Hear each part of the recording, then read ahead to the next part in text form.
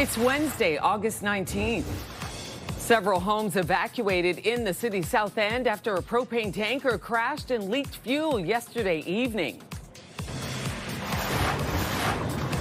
A CTV News exclusive. Parking spaces listed for rent online, but it could be a scam. And U.S. President Donald Trump says he has paused a new round of tariffs on Canadian goods that were set to take effect this morning. Your Morning Ottawa starts right now.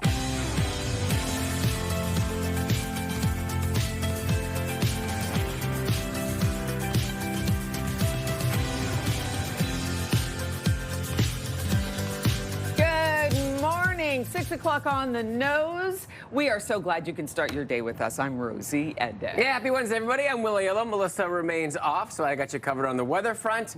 But yesterday, we got to give a shout out to our Ottawa Titans team who put out the big victory and a beautiful evening. Our very own Steve Winfro was there and said it was a great evening to watch our local squad. And you know what? Our local team's getting a big W is what we need right now. I love that. And no doubt Steve had at least a hot dog or two. They are famous there in that stadium. Listen, there may have been a photo that I received of a hot dog. Okay. I believe you are right on par where there was two. And he's here this morning, so I think he's just vibes are high. Okay, I love that. We'll talk a little bit more about sports a little bit later, but right now we are going to cover your top stories.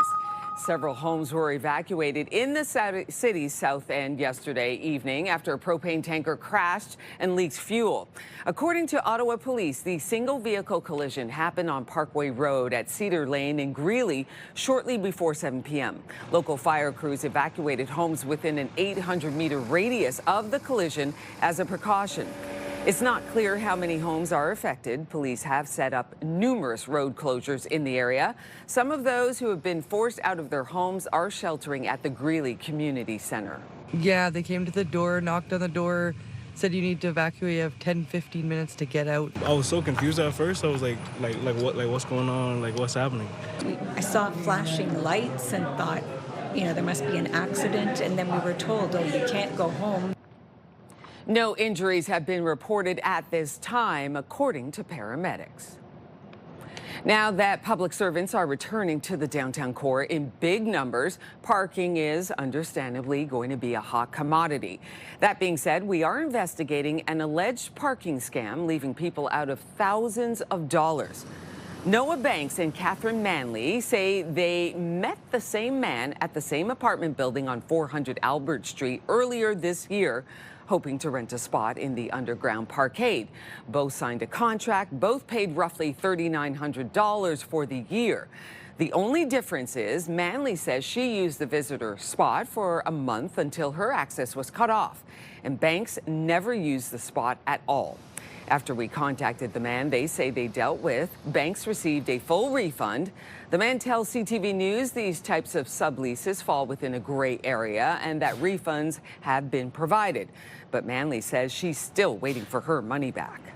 I want other people to be aware and more careful.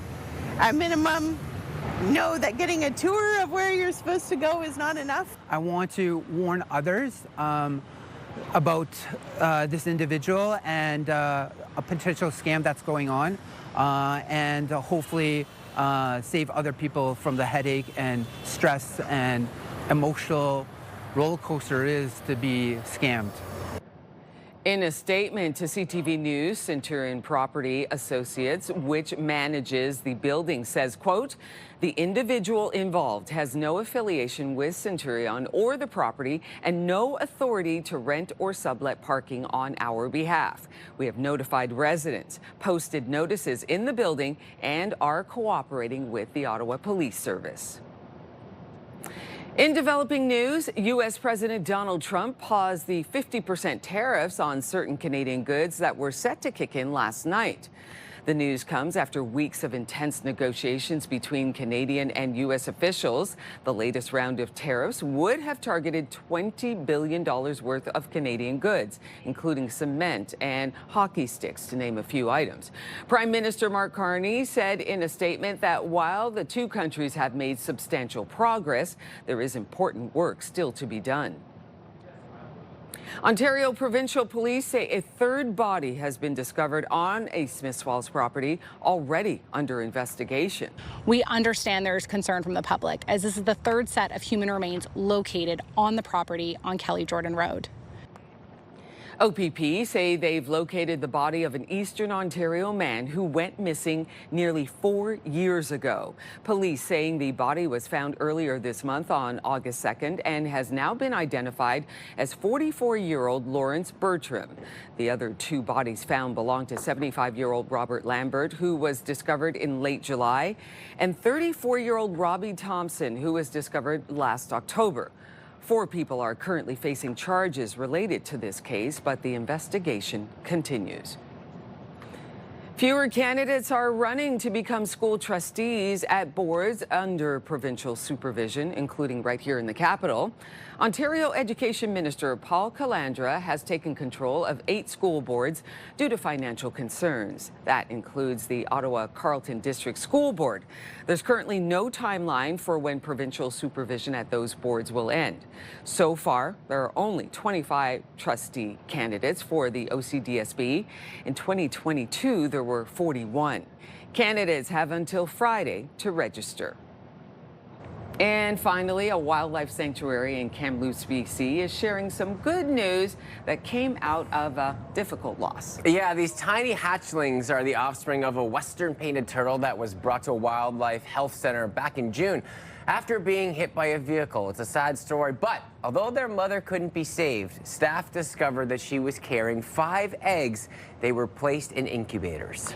All 5 have now hatched and will remain in care until they are ready to be released where their mother was found. So bittersweet. Yeah, I think that's a great way to say it, because it is still an extremely sad situation, but now that the hatchlings are there and safe, and they're obviously going to be taking extra good care of them. So a nice end to a sad story. There you go. Yeah.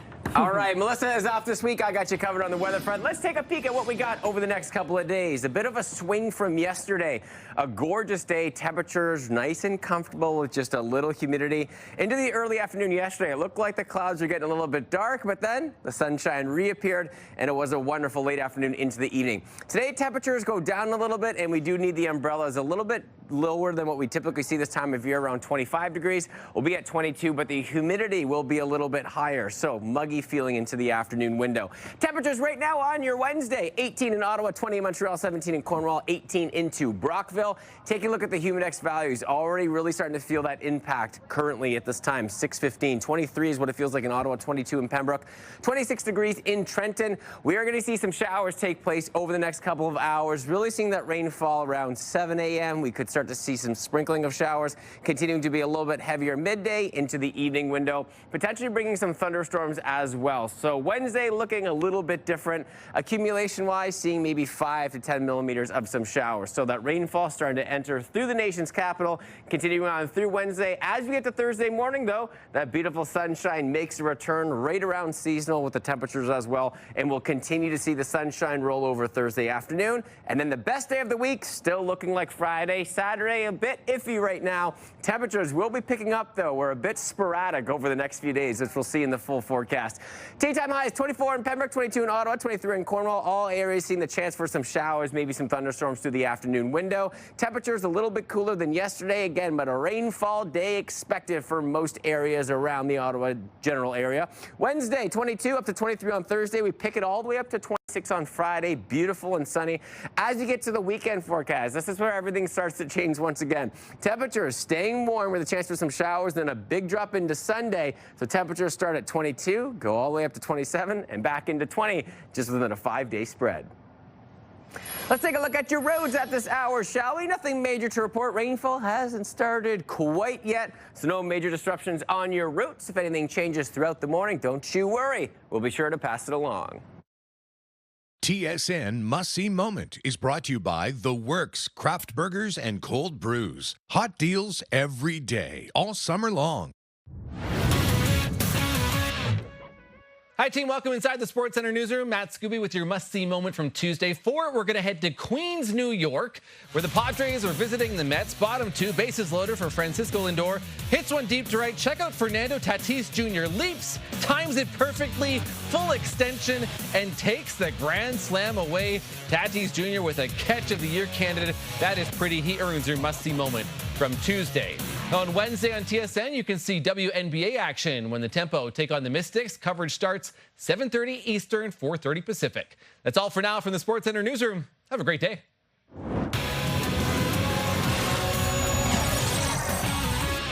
And still ahead on your morning, Ottawa, an argument that could have a big impact on other Canadian teams. Maple Leaf star John Tavares is taking a stand in a tax court case over his deal with the team. Very interesting story coming up a little bit later on.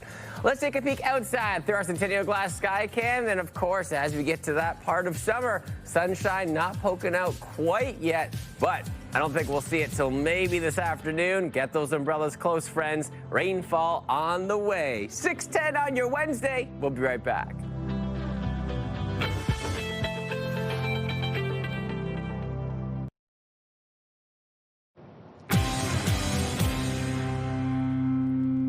Good morning, 6:13. Welcome back. Here are the big stories we are following today on Your Morning Ottawa. Several homes evacuated in the city's south end after a propane tanker crashed and leaked fuel yesterday evening. And U.S. President Donald Trump paused the 50% tariffs on certain Canadian goods that were set to kick in last night. Fewer candidates are running to become school trustees at boards under provincial supervision, including right here in the capital. Now we're going to check in on the forecast, and as I understand it, we might need the umbrella, Will. Yeah, I think so. Showers beginning shortly and kind of continuing on and off throughout the day. We could see some thunderstorms bringing along with that rainfall. Volume amounts between about 5 and 10 millimeters. Temperatures will also cool down a bit from what we saw yesterday, but humidity rises. So 22 is our daytime high, but feeling like 28 degrees. Not the nicest day outside, but Thursday into Friday, a beautiful return of that sunshine and temperatures. We're just going to continue to crank up the heat. Full forecast will be coming up shortly. Let's take a peek at your roads at this hour. It is 6:15 on your Wednesday. Everything smooth sailing as of right now. Nothing major to pass along.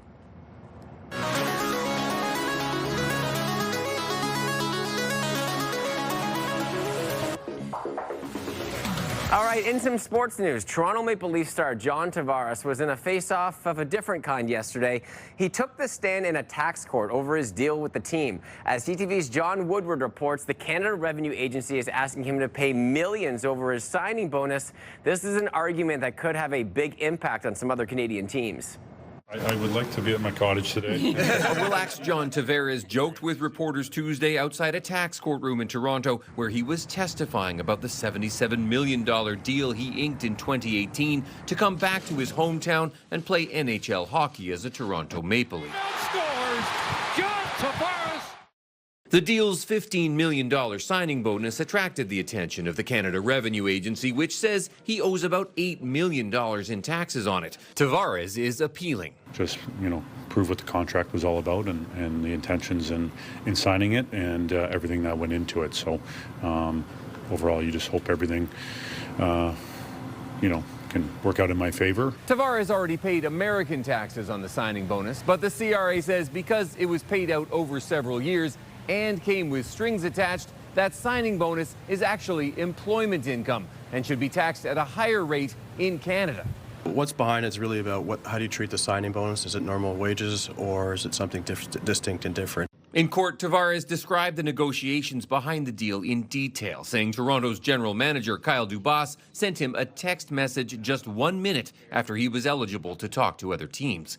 He described one key consideration, the contract's annual average value. Toronto agreed to his ask of $11 million a year. One country is getting that tax. Accountant Kim Moody says a Canada-U.S. treaty caps taxes on signing bonuses, and whatever the judge decides could have a big impact on whether Canadian teams will have to factor in an employment tax on bonuses to lure players north of the border. Will this have fallout impacts that are negative against Canadian teams? And I think that the answer to that is for sure it will if the decision falls in favor of the CRA. As for Tavares, he said even if he gets a big tax bill, he doesn't regret coming to Toronto. I wasn't counting every last penny, but obviously I wanted to maximize my opportunity along with where I was going to live as I was looking to start a family soon. He said returning to Canada was never really just about the money. John Woodward, CTV News. Thanks, John. Well, now returning to one of our top stories. U.S. President Donald Trump has paused a plan to slap a 50% tariff on some Canadian goods as negotiations for a new trade agreement continue in Washington. Let's check in with Bill Carroll for the Morning Rush on News Talk 580 CFRA to get his thoughts. And Bill, the first question I have for you is, were you surprised when you first saw the 3-day pause? We'll just start there. No, we could go back. I should have brought the tape with me from the show yesterday. I said, I'm optimistic. Look, this guy's approval ratings are at an all-time low. He needs a win. He's losing in Iran. He's losing on the economic front, on inflation. This guy needs a win, and Canada's an easy win. And we're an easy target to pick on, and we're an easy win to declare. So, no, I figured this would come. Plus, it was Tuesday, and Tuesday means Taco Tuesday for Donald Trump. Do you think he planned those tariff deadlines for late on a Tuesday night, right? At midnight, Tuesday into Wednesday? So when he makes the announcement Tuesday night that there's a pause on the 50% tariff, the internet exploded with, there you go, Taco Trump, one more time. So no, I'm not even a little bit surprised about this. And I think, that now we got another deadline at the end of the week to look forward to. So it's not exactly gone away. But the weirdest thing of all, though, is, all these conversations about access to our dairy markets and all the other things that the Americans are upset about, alcohol on the shelves. The one thing that Donald Trump puts out on his social media is he gets to revive the old Keystone Pipeline, killed by Sleepy Joe Biden, his words. And really, you guys canceled it. So your win is you got to bring back a pipeline that you canceled. What, you could have done that anyway. It just makes... Well, it makes no sense at all. But I've long ago given up trying to figure out what the logic is in that guy's head.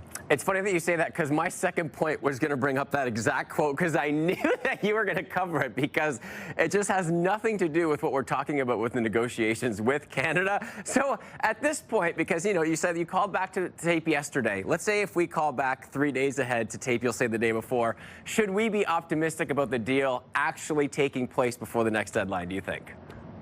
I think even if there isn't some kind of major deal, he'll just move on from it. That's what he does. We've seen him do it with Iran, right? He'll stop the bombing campaign because there's a tentative deal in place, and then it doesn't quite happen, but the bombing doesn't resume. He's just looking for a way out. It's just everybody's asking him questions about the deadline, so we move on. No, I think when we wake up on Saturday morning, we'll be in kind of a similar place. There'll be some agreement on some things, and they'll say, yes, we're still moving forward. Because really, Will, there's a huge negotiation has to happen with the North American Free Trade Deal, and a lot of these items on the 50% list are covered by that deal anyway. So there's not going to be some comprehensive deal by Friday. That's just not going to happen. Yeah, still lots to get through, but I think if we can kind of put our bets down on anything, maybe our Sleepy Joe Biden comment will reappear into Saturday morning's tweet. Appreciate your time, Bill. Have a good one. And remember, you can listen to The Morning Rush with Bill Carroll on News Talk 580 CFRA weekdays from 6 till 10 a.m.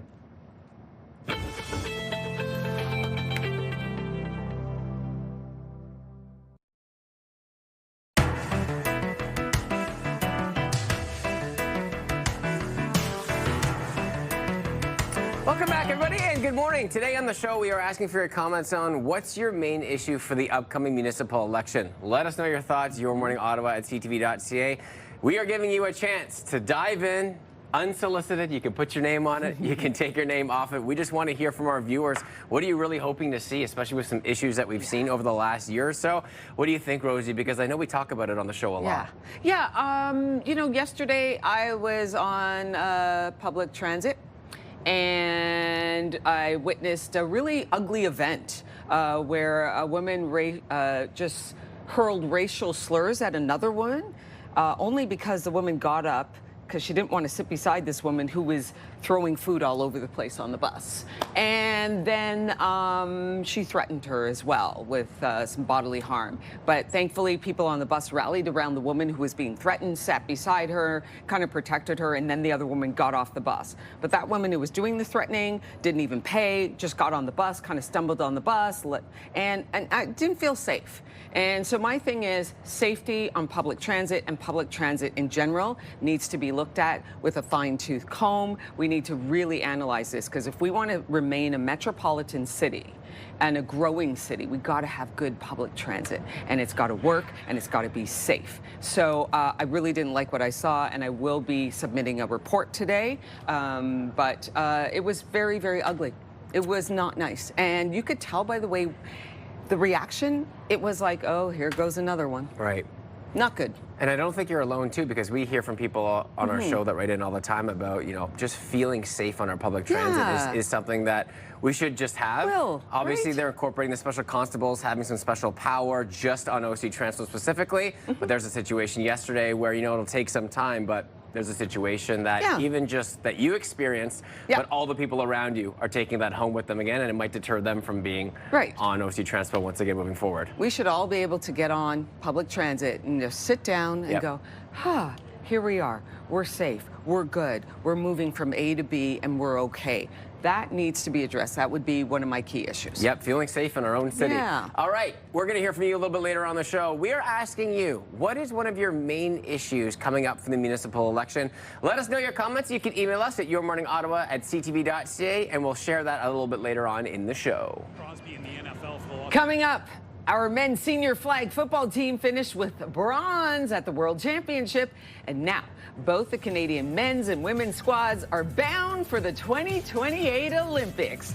Defensive back Guillaume Bellon, the man who sealed the victory for the men, join us in the 7 o'clock hour. This is going to be an exciting conversation. We're going to be right back after this short break. 6:26. You're watching Your Morning Ottawa.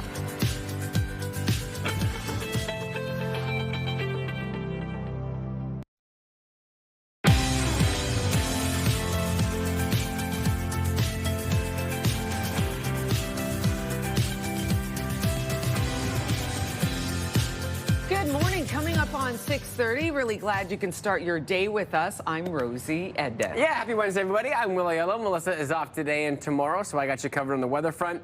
Yesterday, if you joined us, I interviewed a wonderful woman whose senior women's flag football team is going to make it to the 2028 Olympics. And then today, we have the men's team on, because both of those teams have qualified. It's so amazing. So you'll have the conversation with the star that got us there coming up shortly. Looking forward to that. What's it like knowing, hey, we're heading to Los Angeles for the 2020 Olympic Games? I'm going to talk to him about that. Looking forward to that conversation. Looking forward to finding out about the forecast as well, whether or not we need umbrellas. I know you got that covered for Melissa today. Right now, we're going to take care of today's top stories. Greeley residents are being allowed back in their homes this morning after a propane tanker crashed. Leaking fuel forced them out yesterday evening. According to Ottawa police, the single vehicle collision happened on Parkway Road at Cedar Lane in Greeley shortly before 7 p.m. Local fire crews evacuated homes within an 800-meter radius of the collision as a precaution. It's not clear how many homes are affected. Some of those evacuees spent the night at the Greeley Community Center. Yeah, they came to the door, knocked on the door, said you need to evacuate. You have 10-15 minutes to get out. I was so confused at first. I was like what's going on? Like, what's happening? I saw flashing lights and thought, you know, there must be an accident. And then we were told, oh, you can't go home.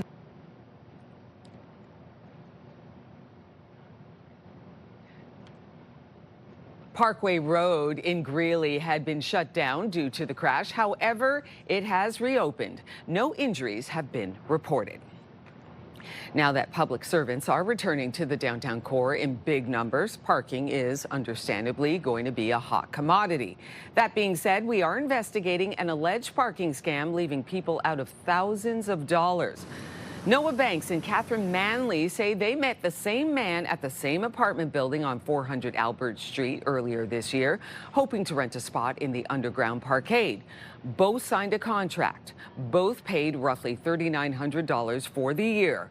The only difference is Manley says she used the visitor spot for a month until her access was cut off, and Banks never used the spot at all.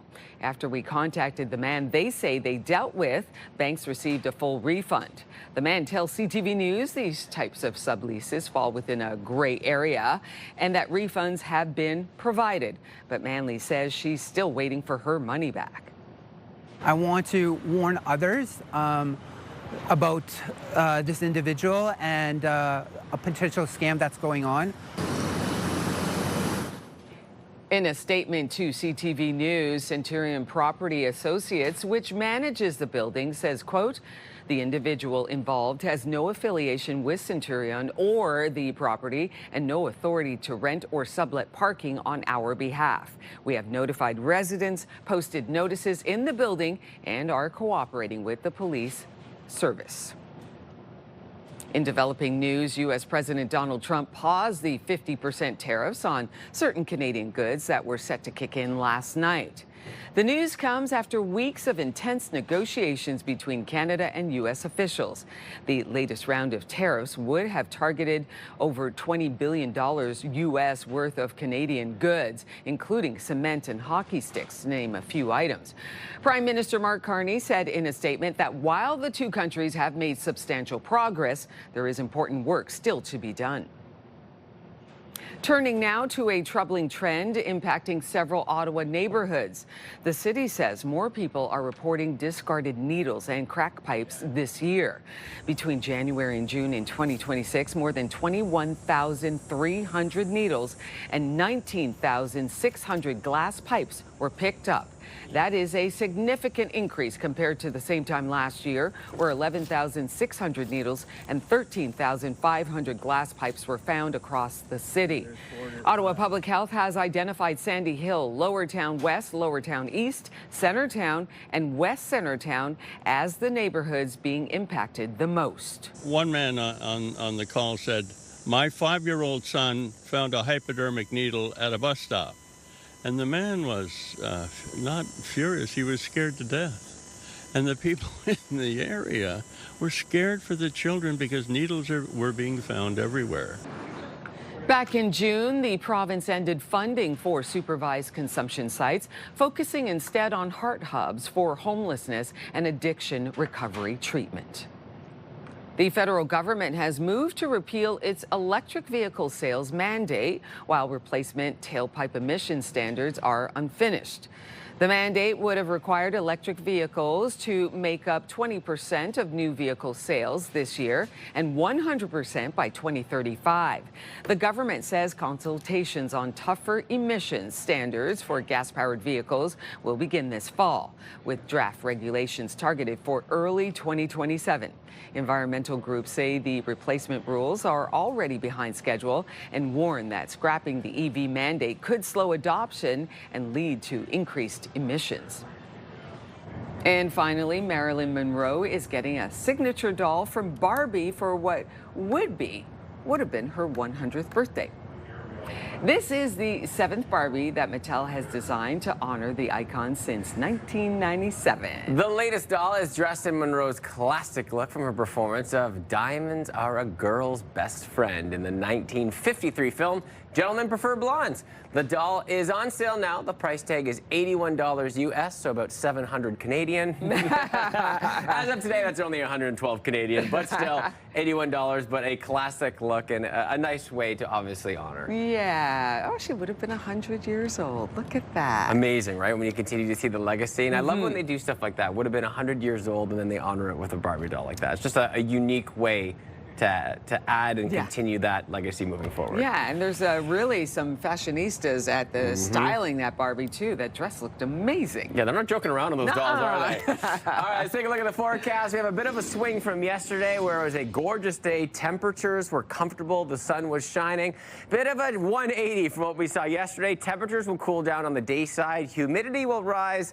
and then some rainfall will enter through Ottawa, continuing on into the afternoon. We could see some thunderstorms as well. And then the rest of the week, we are kind of all over the place, but don't worry, I got you covered. Temperatures currently 17 in Pembroke. We are 18 in the nation's capital, 20 in Montreal, and 17 into Cornwall. Humidex values already being felt early this morning. It feels like 23 here in Ottawa, 24 in Montreal, 21 in Cornwall, and feels like 22 into Brockville. So this time yesterday, we were seeing the beautiful sunshine reappear into Tuesday morning. Wednesday morning, you're starting to see the clouds take over with a little bit of rainfall entering. Volume amounts from this morning continuing into tomorrow morning, about 5 to 10 millimeters. So we're not seeing a lot of rainfall over the next 24 hours, but definitely need the umbrellas as we head out this morning. Rain continues all day long with a chance for some thunderstorms continuing on. Thursday morning, though, the beautiful sunshine reappears, and then it continues to roll through all of Thursday afternoon and then into Friday. Temperatures are going to crank up the heat into Friday as well. That is looking like the best day of the week so far. Saturday, Sunday, a bit iffy, but if we head outside today, a chance for some showers continuing on and feeling a little muggy. 22 our daytime high, feeling like 28 when you add in the humidity through this afternoon window, and a chance for those pop-up thunderstorms as well. Daytime high value is just a little bit below seasonal for what we typically see this time of year. 24 in Pembroke, 22 here in the nation's capital, 22 into Kentville, all areas just a little bit cooler from what we saw yesterday. 22 in Tremblant and 21 into Montreal. Over the next several days, like I said, a little bit of everything, and everything continues to change. Daytime high values pick up slightly tomorrow, but the rainfall clears way. Sunshine for 48 hours, but Friday we're turning up to 26 degrees. A little bit warmer into the weekend, but a mix of conditions. We could see some showers both Saturday and on Sunday, and the biggest swing that we're seeing temperature-wise is going to be Saturday to Sunday. 27 down to 20, but the overnight low is not changing too much now, and they'll actually pick up as we get into the weekend forecast. Weather brought to you by Manotick Place Retirement Community, a community you can call home. All right, taking a peek at your roads at this hour. It is 6:39 on your Wednesday. Nothing major to pass along. Everything's still smooth sailing. Over the next about 20 minutes or so, we might start to see a little bit of backup. We'll be sure to pass along any information as it becomes available. Traffic brought to you by Presler Injury Lawyers, 1-800-JUSTICE. And still to come here on Your Morning Ottawa, U.S. President Donald Trump says he's paused the new round of 50% tariffs on Canadian goods that were set to take into effect today. CTV News correspondent Scott Hurst joins us with the latest and what we can expect in the days ahead. Taking a peek outside through our sky cam. Happy Wednesday, everybody. Temperatures feeling a little muggy today with some rainfall set. Not a lot, but just enough to need the umbrellas. We got a fun show prepared for you. You stay with us. We'll be right back.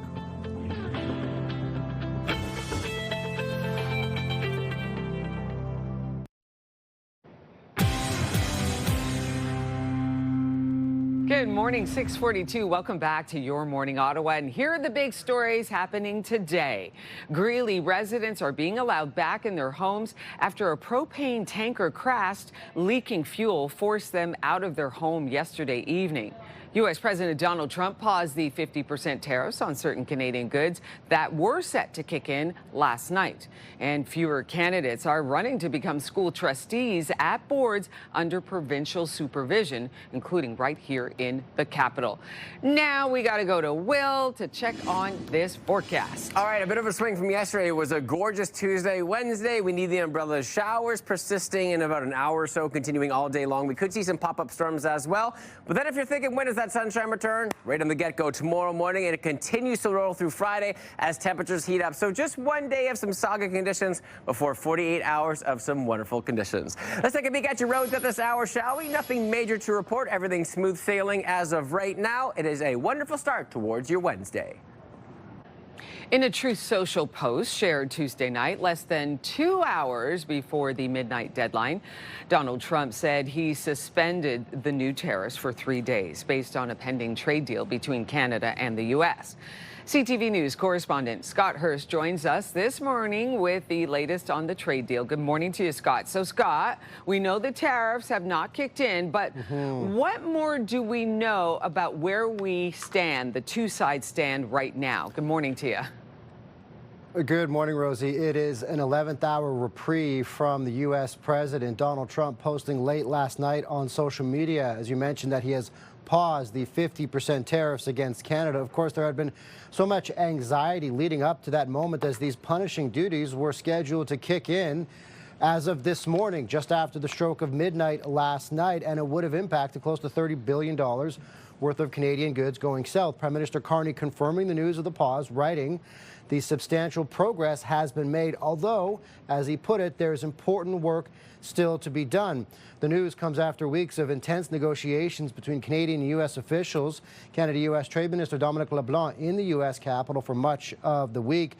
In terms of the two leaders, they spoke directly multiple times over the past couple of days, seeming to show just how much the talks were heating up. Now, in that online post from the U.S. president less than 2 hours before the midnight deadline, Trump said he's suspending the tariffs for 3 days based on a pending trade deal between the two countries, also appearing to suggest a revival of the Keystone XL pipeline project. Now, also, according to a document shared by the White House late last night, it states that Canada has expressed a commitment to tackle some of the issues flagged by the U.S. when they announced this new round of tariffs, including the issue of U.S. alcohol on Canadian store shelves, autos, and dairy.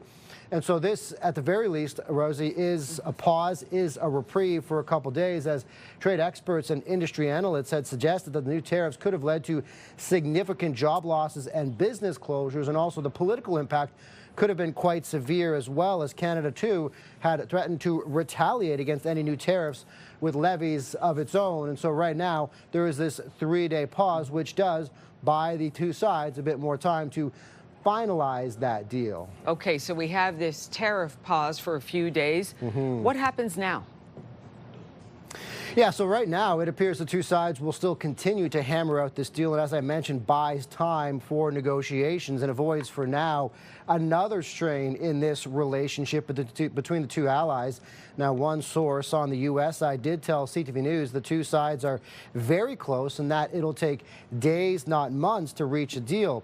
A Canadian source told CTV News, briefed of the previous negotiations, that it would take a few more days to finalize the deal. And so that takes us through this 3-day pause. Of course, there are very few specifics right now, Rosie, but word of the two sides being close has been applauded on both sides of the border, for now at least. U.S. Trade Representative Jameson Greer, who had been close to these negotiations, wrote on social media congratulating the U.S. president, saying the deal will include comprehensive market access for all American goods, economic security commitments, and digital trade alignment. While the Canadian Chamber of Commerce put this out, saying a tariff delay provides relief on both sides of the border. Businesses may not be closing, but an extension does not bring the certainty that a signed interim deal would. So there's still, of course, a lot of anxiety as the final wording of this deal gets hammered out, potentially over the next 3 days, Rosie. Well, you had that right word there. You said deal. Let's hope that an actual deal is met within the next few days, or at least shortly. Thank you for that. CTV News correspondent Scott Hurst. Thanks, Scott. Thanks, Rosie. All right, time for your morning fix, and there's a new trailer for an upcoming documentary film about last year's Oasis reunion. I certainly wasn't prepared for the intense outpouring. All right, so the documentary will follow the Gallagher brothers through their reunion after more than a decade of feuding, followed by a blockbuster world tour that sold out in minutes in cities around the world, including right here nice and close into Toronto. The film, called Don't Look Back in Anger, will be released in IMAX cinemas and on Disney Plus next month, and I can only imagine the little bit of drama and behind-the-scenes stuff that we're going to get a peek about, because obviously everyone was like, are they going to be able to hold it together? And they did. Yes. Okay, so here's me imitating one of our amazing producers. When that documentary comes out, she'll be watching it. Cassie is going to be glued to the screen for that. She's a massive Oasis fan, and I think a lot of people as well will be watching that. Right, Cassie? Yeah, right? For sure. She actually traveled to go see some of the concerts and said they were unbelievable. Yes. I saw them way back when they played here at the CTC, and they were amazing, and I didn't even know much about them, but I think a lot of people will have their eyes peeled. Madonna leads the way with the most nominations for the 2026 MTV Video Music Awards. Oh, look at her in all her glory with her crown. The pop legend is up for 11 awards, including Video, Artist, and Song of the Year. Madonna has been nominated in every decade of her musical career and has 19 wins. Taylor Swift follows the Material Girl with 9 nominations this year. The hardware will be handed out on September 27th, rather. Do you know that Madonna released her 15th studio album this year, Confessions 2? 15. Unbelievable. Incredible musical career. Some folks talk about some of the plastic surgeries she may or may not have had. Who cares? She is a legend. She is an incredible artist. Music is still pumping out. Yes, exactly. What more do you need? There you go. All right, finally for you, fans of Heated Rivalry got some welcome news on social media yesterday. So this image posted to Instagram with the caption, "Day 1 shows filming for the 2nd season of the show is now underway." I was gonna ask you, Hollander, will you come to my cottage this summer? Don't go to Russia. The cottage line has to get in there at least every few months on the show. The romance focused on a, we'll call it steamy relationship between 2 closeted hockey stars has been a cultural phenomenon. It's been viewed in more than 130 countries around the world. The 2nd season is set to premiere on Crave next spring, so still got plenty of time as they're just shooting. But from the follow-up and from the show that took over the world for a period of time, like we said for the Oasis appeal, many people looking forward to that 2nd season. Okay, one of those people, can I do another imitation for you? Yeah, you can. Okay, when Heated Rivalry comes out the 2nd season, like this, our co-host, Melissa Lamb, will be watching every bit of that. She most certainly will be. I think a lot of people will be joining her on that one. And in the mother list of all the shows and movies that go on, she'll probably bump that one up and maybe kick a couple kids' movies out. No doubt about that. All right, we're going to take a live look from our Skycam on George Street. And, well, Will's calling for maybe a few showers, getting ready to start up pretty soon. Yeah, maybe a little bit of rainfall over the next little while. A bit of a swing from yesterday, but still feeling a little muggy out there. Coming up, we'll have your comments on what do you think should be a hot topic for the municipal election as we are now getting closer and closer. Stay with us. We'll be right back with your comments right after the break.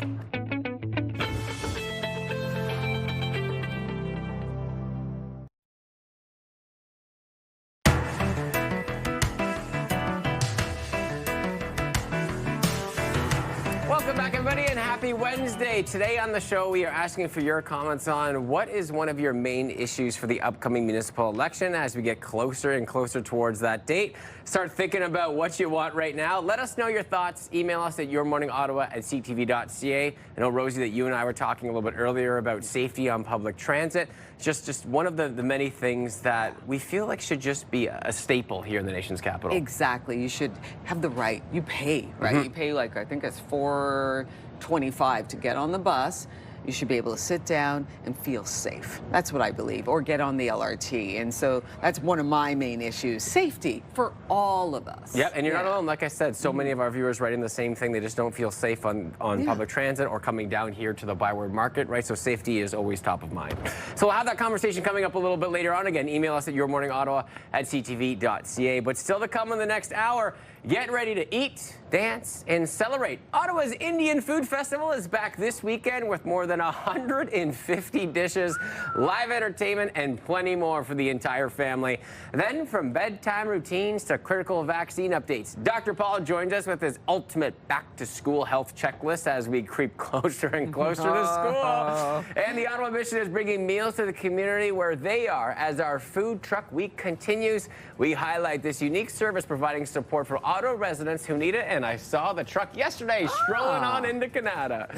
Taking a peek outside through our Centennial Glass Skycam, rainfall on the way, not a lot, but just enough to kind of be annoying, but that's okay. Thursday and Friday look oh so much better. Stay with us. Rosie has your news headlines in 3 minutes.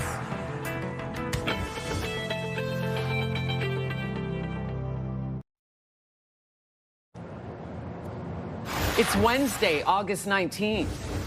Greeley residents are being allowed back in their homes this morning after a propane tanker crash forced them out yesterday evening. A CTV News exclusive. Parking spaces listed for rent online, but it could be a scam. And U.S. President Donald Trump says he has paused a new round of tariffs on Canadian goods that were set to take effect this morning. Your Morning Ottawa continues right now.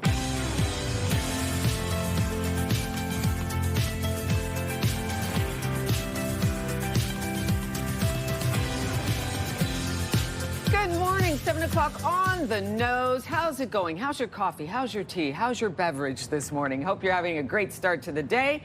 Thanks for joining us. I'm Rosie Edna. I'm Will Aiello. Melissa is off today, so I got you covered on the weather front and a bit of a swing from what we saw yesterday. Okay. It was a gorgeous Tuesday. We have one day of some iffy conditions, but then I promise you, Thursday, Friday, everything turns around and it'll feel like summer once again. I love that. Plenty of sunshine to end off the work week and then get into the weekend. But today might need the umbrella. Definitely need it. Not a lot of rainfall, but just enough to kick it up and walk outside. You don't want to get a little bit soaked. All right, thanks for that. We'll look forward to the forecast, but right now we're going to take care of your top stories. Greeley residents are being allowed back in their homes this morning after a propane tanker crash leaking fuel forced them out yesterday. According to Ottawa police, the single vehicle collision happened on Parkway Road at Cedar Lane in Greeley shortly before 7 p.m. Local fire crews evacuated homes within an 800-meter radius of the collision as a precaution. It's not clear how many homes are affected. Some of those evacuees spent the night at the Greeley Community Center. Yeah, they came to the door, knocked on the door, said you need to evacuate. You have 10-15 minutes to get out. I was so confused at first. I was like what's going on? Like, what's happening? I saw flashing lights and thought, there must be an accident. And then we were told, oh, you can't go home. Parkway Road in Greeley had been shut down due to the crash. However, it has reopened. No injuries have been reported. Now that public servants are returning to the downtown core in big numbers, parking is understandably going to be a hot commodity. That being said, we are investigating an alleged parking scam leaving people out of thousands of dollars. Noah Banks and Catherine Manley say they met the same man at the same apartment building on 400 Albert Street earlier this year, hoping to rent a spot in the underground parkade. Both signed a contract. Both paid $3,900 roughly for the year. The only difference is Manley says she used the visitor spot for a month until her access was cut off, and Banks never used the spot at all. After we contacted the man they say they dealt with, Banks received a full refund. The man tells CTV News these types of subleases fall within a gray area and that refunds have been provided. But Manley says she's still waiting for her money back. I want to warn others about this individual and a potential scam that's going on. In a statement to CTV News, Centurion Property Associates, which manages the building, says, quote, the individual involved has no affiliation with Centurion or the property and no authority to rent or sublet parking on our behalf. We have notified residents posting notices in the building and are cooperating with the Ottawa Police Service. In developing news, U.S. President Donald Trump paused the 50% tariffs on certain Canadian goods that were set to kick in last night. The news comes after weeks of intense negotiations between Canadian and U.S. officials. The latest round of tariffs would have targeted $20 billion U.S. worth of Canadian goods, including cement and hockey sticks, to name a few items. Prime Minister Mark Carney said in a statement that while the two countries have made substantial progress, there is important work still to be done. Ontario Provincial Police say a third body has been discovered on a Smiths Falls property, already under investigation. We understand there's concern from the public, as this is the third set of human remains located on the property on Kelly Jordan Road. OPP say they've located the body of an Eastern Ontario man who went missing nearly 4 years ago. Police say the body was found earlier this month on August 2nd and has now been identified as 44-year-old Lawrence Bertram. The other two bodies found belong to 75-year-old Robert Lambert, who was discovered in late July, and 34-year-old Robbie Thompson, who was discovered last October. 4 people are currently facing charges related to this case, but the investigation continues. Fewer candidates are running to become school trustees at boards under provincial supervision, including right here in the capital. Ontario Education Minister Paul Calandra has taken control of 8 school boards due to financial concerns. That includes the Ottawa Carleton District School Board. There's currently no timeline for when provincial supervision at those boards will end. So far, there are only 25 trustee candidates for the OCDSB. In 2022, there were 41. Candidates have until Friday to register. And finally, the Toronto Tempo hosted one of the WNBA's biggest stars Tuesday night, marking a milestone moment for basketball in Canada. I want her to see these professional women playing sports, and hopefully she gets inspired. Caitlin Clark played her first game in Canada as the Indiana Fever visited Toronto. The Tempo took a hard-fought loss to one of the league's top teams, losing 101-95. For basketball fans in Canada, Clark's visit was one of the most anticipated games of the year. So the game was held at a sold-out Scotiabank Arena rather than their usual home, Coca-Cola Coliseum. That is some impressive stuff. Sold out match there at the Scotiabank for women's basketball. Loving that. And also loving this. Here's a look at our weather pick of the day. Thank you so much, Mark, for sending this in. Look at this dramatic shot. Mark writes, a photo I took of the Milky Way while standing on the Pont de Fer near Arundel, Quebec in the Mont Tremblant area.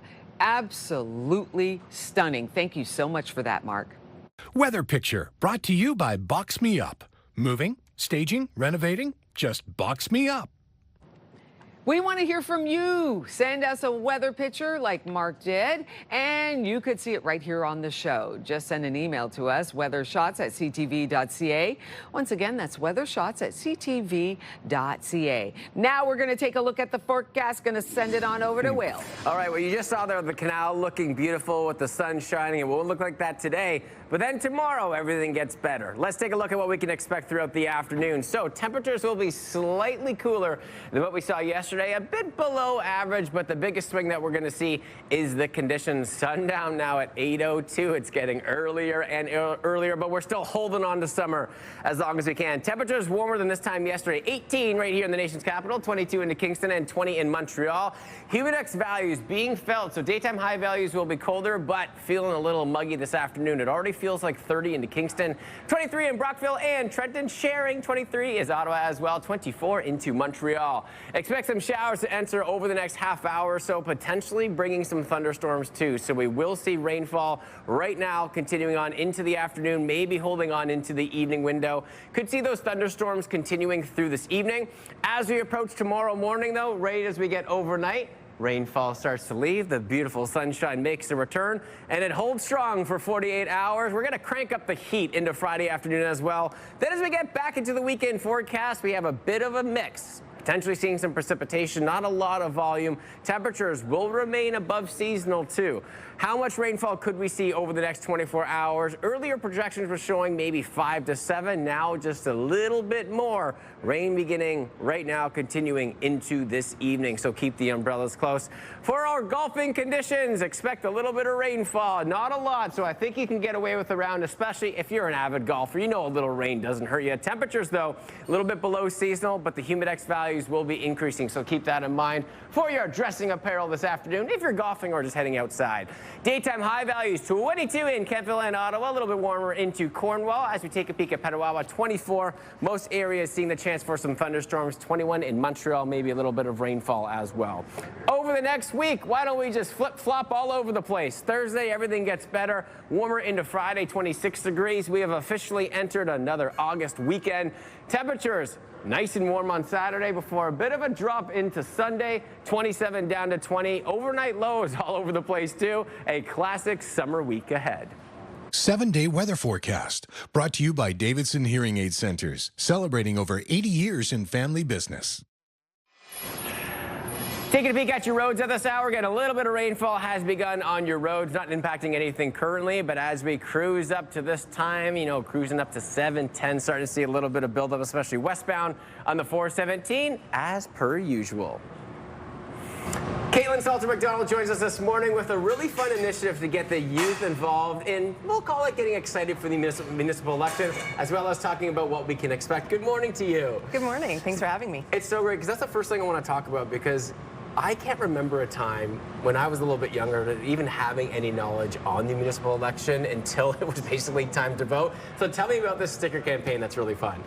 Well, as you may know, 2026 in October is our municipal election here in Ottawa, and we thought it was a great opportunity to get children and youth involved in the process early. So our sticker campaign, if you've ever been to a voting place in Ottawa, after you voted, you get a little sticker that says, I voted. And even the grown-ups get excited about the sticker almost as much as the voting. And we are having a competition this year for children from kindergarten through high school to design the stickers that we'll give out at our advanced voting opportunities. So the competition's open until this coming Sunday. There's a template on our website at ottawa.ca/vote. You can submit your design. We'll post them on our website and pick the winner to go on our election stickers. I think you said it perfectly too, because I think the adults get just as excited when they get the sticker. I can remember my first sticker when I was finally able to vote. Went to my old elementary school, and it was such an experience. Why do you find it really important to start them at a young age to get them a little bit more knowledge on, you know, our local politics? So it's really about getting into the habit of voting, and the municipal level is really services that touch the lives of children, youth, and adults every day. You know, from our parks and our recreation centers, your swimming lessons, garbage pickup, you know, roads, OC Transpo, the whole thing. So we think the municipal election's a great opportunity to get involved and also really create voting as a family opportunity. So at I mentioned our special advanced voting days. So the first 4 days of October, it's Thursday, Friday, Saturday, Sunday. No matter where you live in the city of Ottawa, you can vote. So whether it's close to work, close to where your kids might have their swimming lessons or sports practice, or near your house. And we're actually having a voting opportunity for kids as well called Voters in Training. So you can come with your parents, bring the whole family, and you'll actually be able to fill out a special Voters in Training ballot. And we'll tabulate those results and post them online after the election as well. I think we need t-shirts. Voters in Training seems like the perfect headline for that as you move forward. Absolutely. And then, you know, if people, you know, whether they're young or they're adults, how do they find the information if they're like, you know what, okay, we're going to take part this year. I don't even know who's in my ward. Where do we find all this great information leading up towards the election? So we have a one-stop shop for all of that information at ottawa.ca/vote. So this is where you can look up about who's running in my ward tool. So as of this Friday, we'll have confirmed all of the candidates for school board trustee, mayor, and city councillor, and you can look up where you live and where you can vote and who you can vote for. And so that will have information about when you can vote, where you can vote, whether it's in person in October or through our special mail-in ballot, which will be launching in September. Anything you need to know, that's your place to go. I kind of want to end the conversation with the importance of voting. As I love that we're getting the youth, the teens, and adults a little bit more knowledge on how important it is. But why is that, to you, such a great part of this campaign, just to make sure people are getting out, voicing their opinions, and having the city be heard? It's your city, and these are the services that are the closest to you and impact your life every day. And once every 4 years, there's an opportunity to have your voice heard through the election, and it's very important, I think, for everyone in the city, young and old. Yeah, well, Caitlin, we really appreciate your time. Love the idea. Voters in Training is probably the best headline. Really appreciate you coming on the show today. Thank you so much. But Rosie, we still got a lot of excitement here on Your Morning Ottawa. We absolutely do. Coming up, our men's senior flag football team finished with bronze at the World Championship. And now, both the Canadian men's and women's squads are bound for the 2028 Olympics. Defensive back Guillaume Bellon, the man who sealed the victory for the men, join us next. And take a look outside there through our Centennial Glass Skycam. Yep, you're going to need the umbrella. It is raining out there. We're right back after this short break, 7:14.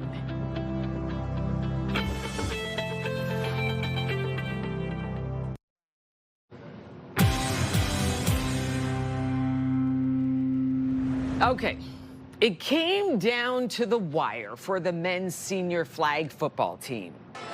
And so now Diego Perez, chance to answer for Mexico. Going to the end zone, it's picked! It's picked off! Interception, Canada. And that will Game is over. do it! Canada behind the pick from Guillaume Bellon. Oh, this is so thrilling. Look at it. Look. There it is. This is known as the Olympic. Wow. They brought home a bronze medal at the World Championship, and now both the men's and women's squads are officially bound for the 2028 Olympic Games. Defensive back Guillaume Bellon, the man who sealed the victory for the men, join us this morning. Good morning to you, Guillaume. Good morning. Thank you for having me. It's so great to have you on. What goes through your mind when you see that shot right there? All the emotions rush back in. Yeah. I mean, you see the reaction. When that happened, I didn't know exactly where I was on the field. So my first thought was I have to confirm with the ref that this was all in bounds and in play. And as soon as I see the signal, you just see the face change and all the emotions rush. Yeah, the tears came. I saw the bench clear, all my teammates joined. So yeah, best moment of my life for sure. So talk about that move there. We were talking a little bit before we came on. You told me that's known as the Olympic? That's how they call it, yeah. Because this interception basically qualified us for LA 28. Grateful enough that, you know, I was the one in that position at that time. But I've said it so many times, any of my teammates could have been in that same position, made that same play. We were all so prepared, so motivated to get into this game. So, yeah, very happy. Okay, so now we are a little bit less than 2 years away from the Olympic Games. So that means Team Canada, men and women, flag football, are bound for the Olympic Games. But individually, y'all can't just sit back and go, okay, I'm going to the Olympic Games here. What do you have to do to make sure that you get on the team and everybody who was part of that squad makes it to the Olympic Games? Yeah, there's a structure, obviously, surrounding all of the athletes in our program. So we have workouts every other day, track and field meetings, track and field trainings outside, weight trainings as well, footwork. So yeah, we have to follow that. Obviously, making sure we eat the right things. Yes. And take care of our bodies until then. Yeah. Can you tell me about that championship, that tournament in general, and how you all got there and came out with a bronze medal? I mean, just the magnitude of that event. Yeah. So 16 countries qualified for the tournament in Germany. Basically, they took all the top teams from every continent. So prior to Germany, you had continental tournaments. So the top X teams of every continent then qualified for Germany. And in order to qualify for LA 28, outside of the United States, the top 2 teams ranked in that tournament would then qualify. So on the women's side, it was Canada who finished first, and Mexico who finished third. And on the men's side, USA finished first. They already had their ballot because they're hosting, and Italy second, Canada third. Okay, can I see the medal? Of course, get a shot there? Let's see. Let's get a shot after we see this move right here. There's the play. Okay, all right, we're in. Now let's see the medal, please. Get a close-up. There we go. I think that is so wonderful. There we go. Yeah, we're so excited for Team Canada, both the men's and women's flag football. You're obviously now on a high, going to continue training and focus in on the Los Angeles Olympic Games.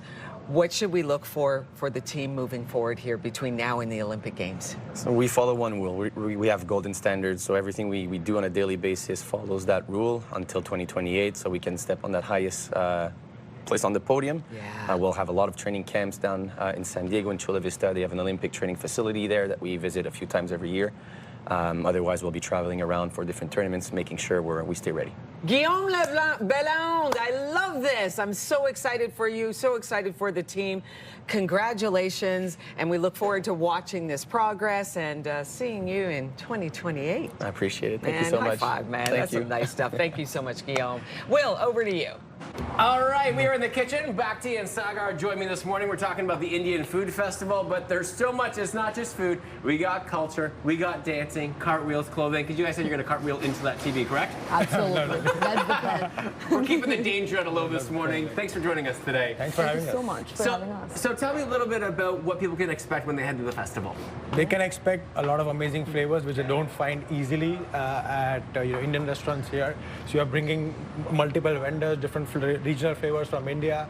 And not only that, we are bringing a lot of non-stop performances. There's a kid zone. There's a lot of activities and workshops. So I think any family can spend all the 3 days here, and the admission is totally free. And like you said, there's so much to happen. You know, we've got everything going on. But Bhakti, what do you got going on right here? You're making a little drink for me. Oh, absolutely. So this is a blue pea extract milk, and I'm going to jazz it up with some espresso. that I have. You're saying the right word for morning show crew, espresso. Now we're cooking. Exactly. So I knew that you would be deprived of coffee. I was like, let's do that.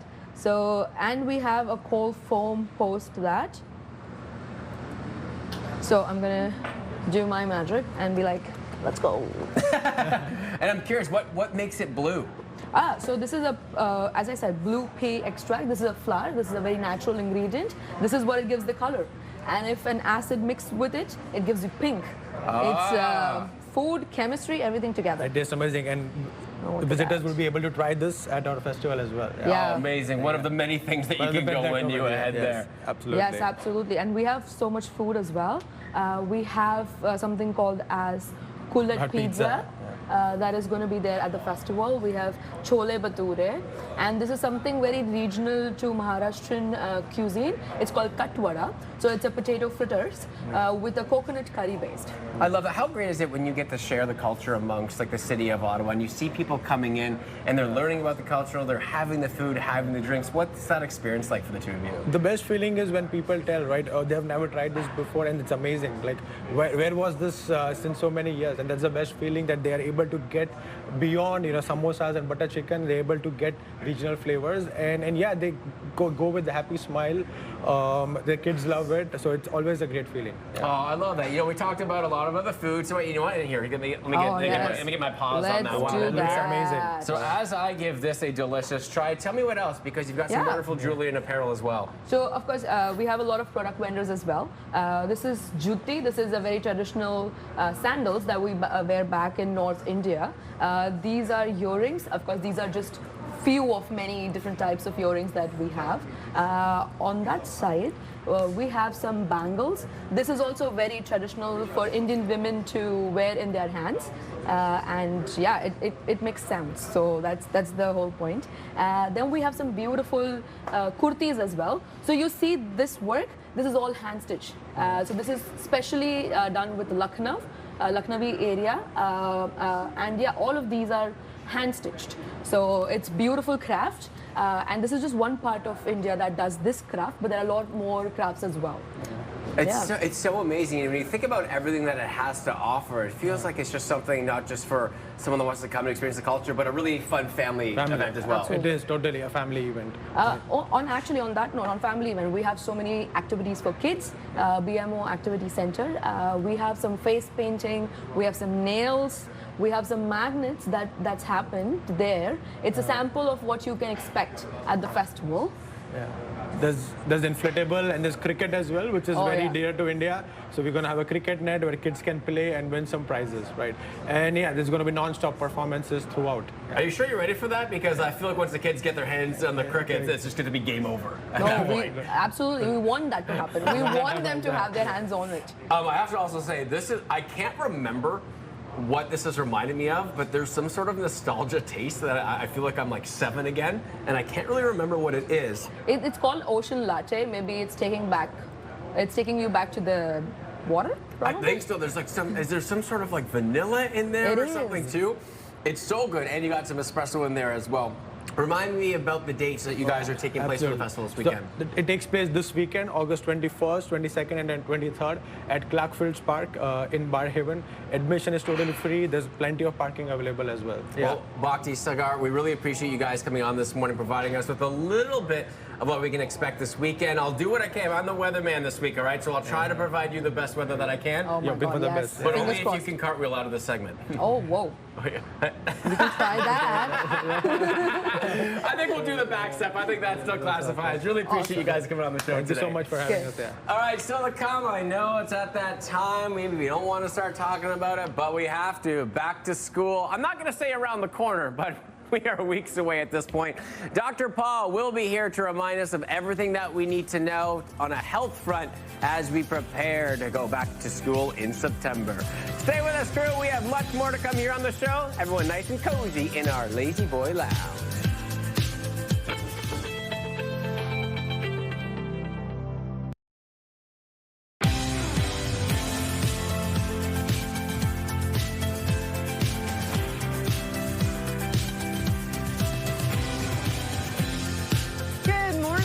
7:30. Come on in. I'm Rosie Edda. Happy Wednesday, everybody. I'm Will Aiello. Melissa is off for the rest of this week. Coming up very shortly, it's only August 19th, but we're getting to the point now where you got to start thinking about back to school.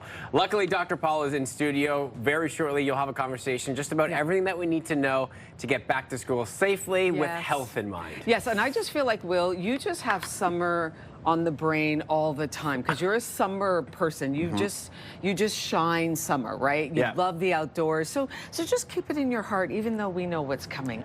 I will start a petition to have summer be year round. Yes. And I'm okay with moving forward with that plan. Okay. We'll see how far we get with that. All right, we're going to get started with today's top stories for you right now. Greeley residents are being allowed back in their homes this morning after a propane tanker crash. Leaking fuel forced them out yesterday evening. According to Ottawa police, the single vehicle collision happened on Parkway Road at Cedar Lane in Greeley shortly before 7 p.m. Local fire crews evacuated homes within an 800-meter radius of the collision as a precaution. It's not clear how many homes are affected. Some of those evacuees spent the night at the Greeley Community Center. Yeah, they came to the door, knocked on the door, said you need to evacuate. You have 10-15 minutes to get out. I was so confused at first. I was like what's going on? Like, what's happening? I saw flashing lights and thought, there must be an accident. And then we were told, oh, you can't go home. Parkway Road between Greeley had been shut down due to the crash. However, it has reopened. No injuries have been reported. Now that public servants are returning to the downtown core in big numbers, parking is understandably going to be a hot commodity. That being said, we are investigating an alleged parking scam, leaving people out of thousands of dollars. Noah Banks and Catherine Manley say they met the same man at the same apartment building on 400 Albert Street earlier this year, hoping to rent a spot in the underground parkade. Both signed a contract. Both paid roughly $3,900 for the year. The only difference is Manley says she used the visitor spot for a month until her access was cut off, and Banks never used the spot at all. After we contacted the man they say they dealt with, Banks received a full refund. The man tells CTV News these types of subleases fall within a gray area and that refunds have been provided. But Manley says she's still waiting for her money back. I want to warn others about this individual and a potential scam that's going on. In a statement to CTV News, Centurion Property Associates, which manages the building, says, quote, the individual involved has no affiliation with Centurion or the property and no authority to rent or sublet parking on our behalf. We have notified residents, posting notices in the building, and are cooperating with the Ottawa Police Service. In developing news, U.S. President Donald Trump paused the 50% tariffs on certain Canadian goods that were set to kick in last night. The news comes after weeks of intense negotiations between Canadian and U.S. officials. The latest round of tariffs would have targeted $20 billion U.S. worth of Canadian goods, including cement and hockey sticks. Prime Minister Mark Carney said in a statement that while the two countries have made substantial progress, there is important work still needs to be done. Turning now to a troubling trend impacting several Ottawa neighborhoods. The city says more people are reporting discarded needles and crack pipes this year. Between January and June in 2026, more than 21,300 needles and 19,600 glass pipes were picked up. That's a significant increase compared to the same time last year, where 11,600 needles and 13,500 glass pipes were found across the city. Ottawa Public Health has identified Sandy Hill, Lowertown West, Lowertown East, Centertown, and West Centertown as the neighborhoods being impacted the most. One man on the call said, my 5-year-old son found a hypodermic needle at a bus stop. And the man was not furious, he was scared to death. And the people in the area were scared for the children because needles were being found everywhere. Back in June, the province ended funding for supervised consumption sites, focusing instead on heart hubs for homelessness and addiction recovery treatment.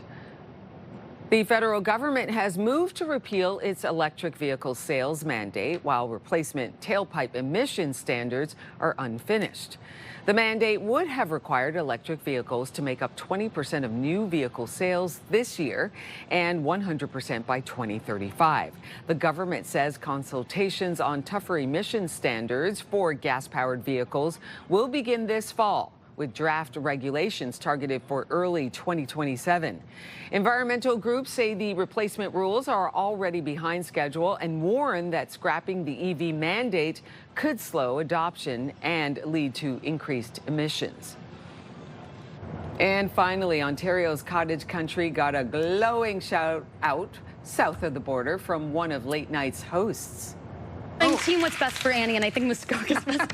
I'm so scared. I like Muskoka's gorgeous. I'm so scared. It's beautiful. Have you been? Yes, I have been. I can't believe we got to film there. It's incredible. Most beautiful place on earth. Ever. Yeah, it really I is feel gorgeous. I feel so lucky that and I love Canada, and I just feel so.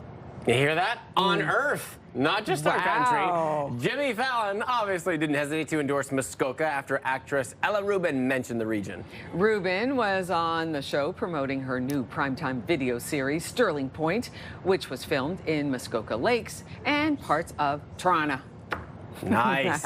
Always love when we get a good shout out on the late night show, especially something like that, even though she's just speaking. But it is beautiful over there. We have beautiful lakes around here. And you know what? Give Canada our praise when we deserve it.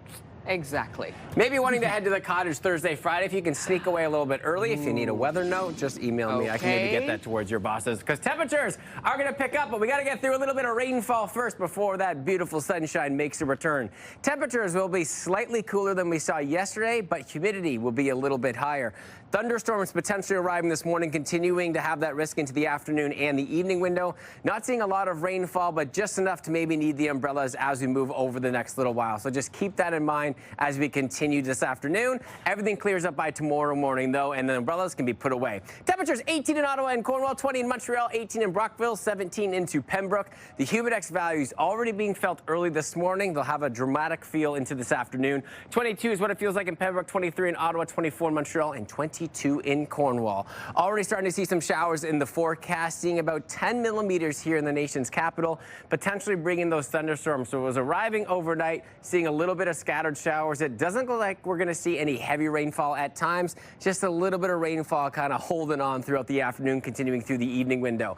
As we get to tomorrow morning, though, that rainfall clears away and the beautiful sunshine makes a return overnight through Thursday, excuse me, and then rolls into Friday. We're going to crank up the heat into Friday, too, so temperatures will be on the rise, and then a bit of a mix into the weekend at this current time, but nice to see at least Thursday, Friday, and a bit of Saturday into the sunshine. Taking a look at if we have any camping outdoors over the next little while, potentially seeing some thunderstorms, rainfall, 23, overnight low down to 10 degrees. So temperatures cooling off a little bit, but as we head into the weekend forecast, the overnight lows start to raise once again. So a bit of a mix over the next several days. Daytime high values a little cooler than yesterday. 24 in Pembroke, 22 in Ottawa, 23 in Cornwall. All areas seeing the chance for those showers continuing on with the risk of some thunderstorms this afternoon. In Tremblant, 22, 21 in Montreal, and 22 into Gatineau. Over the next week, as we approach Thursday, temperatures go up a little bit, but the beautiful sunshine makes a return. Friday, still looking like the best day of the week so far, all the way up to 26 degrees. Then on Saturday, we have a chance for some showers, but it looks like as of right now, we're still seeing at least a half day of some sunshine. Overnight low is not changing too much, but a big drop from Saturday into Sunday, 27, then down to a high of 20.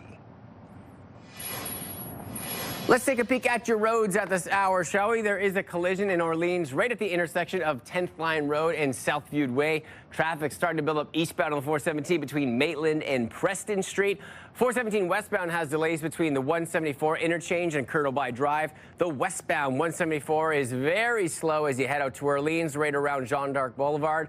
And with the rain coming down, roads could be a little bit slick, so just be extra careful on your morning commute.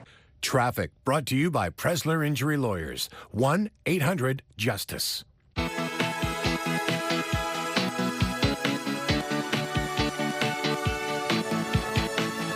Going back to school is about more than just buying new binders and backpacks. It's also about getting your kids physically and mentally ready for the classroom. We are paging Dr. Paul to walk us through what we need to take into consideration for a healthy start to a new school year. Good morning to you, Dr. Paul. Good morning to you. This is a very, very important time of the year, and it can be a little bit stressful for both parent and student. Let's talk about what we need to get back into the groove of things. Sure, we know that the kids are stressed by school, so are parents nowadays, and so it's important to be as prepared as possible. You don't want to go to school not being prepared and have any surprises. So it's good idea to get to know your school beforehand, get to know the rules and times and all those things, and paperwork to be done ahead of time. But I think importantly is also from the physical and health point of view, children need to get a good night's sleep and a good breakfast before they go to school. That's so important. That's why we have those, unfortunately, we have, breakfast programs at schools, because nutrition in the morning really helps feed the brain and learn, right? So getting a good night's sleep, and this is also important because we kind of lose our routine in the summer.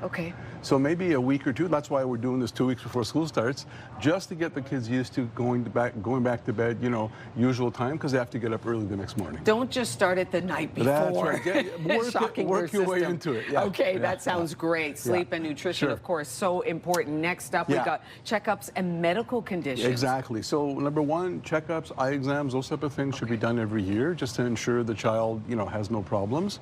And the medical conditions, very important, because you need to know what your child has. So if it's asthma or any medication or any chronic illness, the school needs to know about this. And very often they need to know it ahead of time. So if the child has allergies, for example, those type of things, or has asthma and needs to take asthma medications or other medications, these have to be, there's forms that need to be filled out. The school has to be informed ahead of time. So don't wait and do it the day you go to school. Again, we want to avoid surprises. We want to have as smooth as a school entry as possible. And you do that by planning ahead, looking at all of this. If they have any medications that have to be brought to school. Very often they have to be given at school. And then you have special permission notes that you have to give to the school. So asthma medications and so on.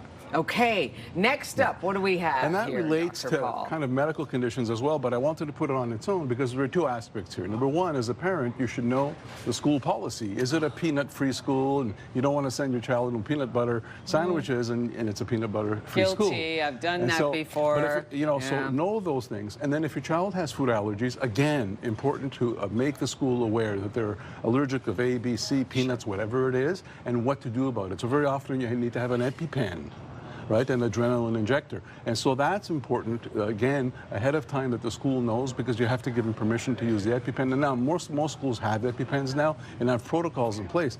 But again, you want to make sure that day one, they know what's going on. Okay, and finally, this is very important as well. And this is really important. Immunizations, obviously, are one of the most important things we can do to protect our children and ourselves. And there's a series of immunizations that we give to children. And in Ontario, you need to have your shots before you go to school. We check that every year. And so it's important that you're up to date. So we know that at 4 and 5 years of age, before you go to school, you need some injections. So make sure that you have those. If you're 7 years old, you might need others. And if you're going into high school, 14, you need others. So it's important to speak to your doctor or speak to your local public health agency to make sure the immunizations are up to date.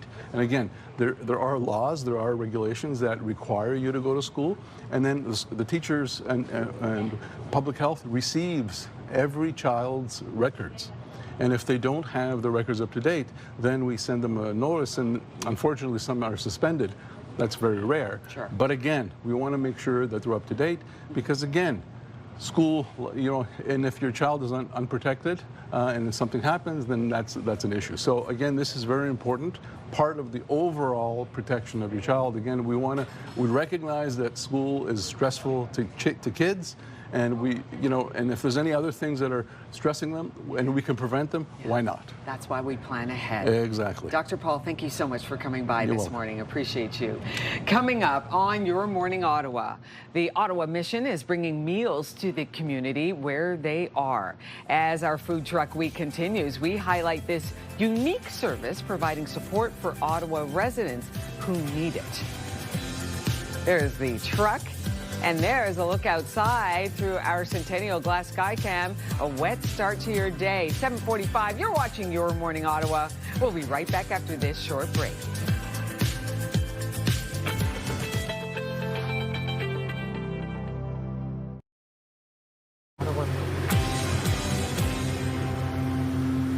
Welcome back to Your Morning Ottawa. We are outside in front of our studio, 87 George Street, and it is Food Truck Week. We continue with the Ottawa Missions Food Truck. I've got Chef Rick here. I've got Peter Tilley, and I've got Enrique in the back as well, cooking up a storm. Good morning to you all. Thanks for having us. Good morning to you. Thank you so much all for coming on. Let's talk about this food truck and the incredible food that you create. I know you've got a meal right there in your hands. You want to chat about that first? I do. So today we're having mashed potatoes, mixed veg, and chicken. And we also have a vegetarian option. Can you talk about a little bit about the background about this food truck, how special it is? Sure. The food truck program at the Mission started with the pandemic. And we started with one food truck, and we thought we'd go to 5 locations around Ottawa to help people in need, and about 500 meals every week. Well, now we're going to 43 locations around Ottawa, 2 food trucks, 7 days a week, and handing out 11,500 meals a week. In total, about how many of you handed out so far since the existence of the food truck? 2,500,000 meals as of the end of July. Amazing. It's almost, I'm almost left speechless when you think about the amount of people that you've helped, that this food truck has fed over all this time. It's obviously very important. Talk about the concept and the idea behind the meals. Who comes up with the meals? How do you think of it? Yeah, well, we think of what people would like. Yeah. And they've got to be hearty meals, good meals. And we're not just feeding like homeless people, we're feeding the working poor. People around Ottawa that actually go to work every day but can't afford to put food on their tables. So a lot of people that really need our help. Okay, so Peter, we know that the need in the community has been increasing in recent years. Talk about that. So again, when you come out with us, Rosie, anytime on the food truck, and Chef always observes that, is you look at the people who are lining up. So we're going into different pockets across the city, expanding our reach. It was something after the pandemic ended, we thought, well, we can't pull it. There's so many starving seniors and others in the community, but you see people on walkers, in wheelchairs, lining up to get their meal. It's once a week at different stops, 2 meals, and that is what's keeping people housed. That's what's keeping people to get through that day, that they get 2 of these nutritional meals before the weekends. Okay, tell us how it works when the food truck rolls up. Maybe Chef Ricky can tell us. People just come up and line up and get a meal? Sure, we go to specific stops, and when the food truck pulls up, there's usually about 200 people in line waiting for their meals. And so we pull up, they just come up to the window, they get 2 meals, either vegetarian or regular meals, and yeah. Yeah, and then you've got some incredible student chefs as well that go through, learn about the culinary arts, and then create these wonderful meals as well. It's the only way we could do it with the help of our food service training program students. Amazing, like Enrique back there who's doing such an amazing job. Love that. Listen, this is not done. It's not free of charge. I mean, when I say that, it costs. It costs money to put all this together. How can the community help you feed those who cannot pay for this kind of service? Chef has managed to tighten the budget and streamline it down to about $850,000 a year. It costs us to put these 2 trucks on the road, Rosie, wow. And it only happens, no government funding, thanks to our donors. So OttawaMission.com, support that food truck. We want to keep these on the road, making a difference. OttawaMission.com. Look at that gorgeous meal there that's provided to so many in the community who need it. Chef Rick, Peter Tilley, and Enrique, thank you all so much for coming by. Beautiful meal there. And we got a few more right here, don't we? Oh, I'll take that. Thank you. Thank you so much. Appreciate you. Thank you so much. You're watching Your Morning Ottawa. We're going to be back with so much more. Here's a look now at that gorgeous meal coming in from the Ottawa Mission, serving over 2 million people since its existence. We'll be right back after this short break. It's incredible.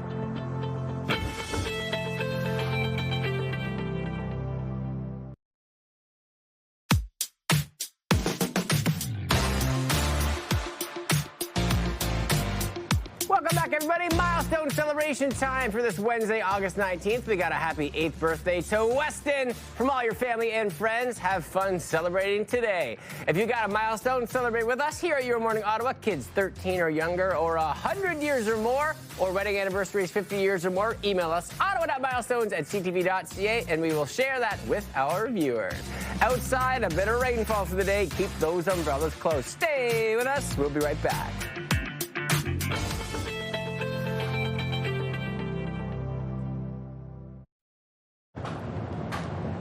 It's Wednesday, August 19th. Greeley residents are being allowed back in their homes this morning after a propane tanker crash forced them out yesterday evening. A CTV News exclusive. Parking spaces listed for rent online, but it could be a scam. And U.S. President Donald Trump says he has paused a new round of tariffs on Canadian goods that were set to take effect this morning. Your Morning Ottawa continues right now.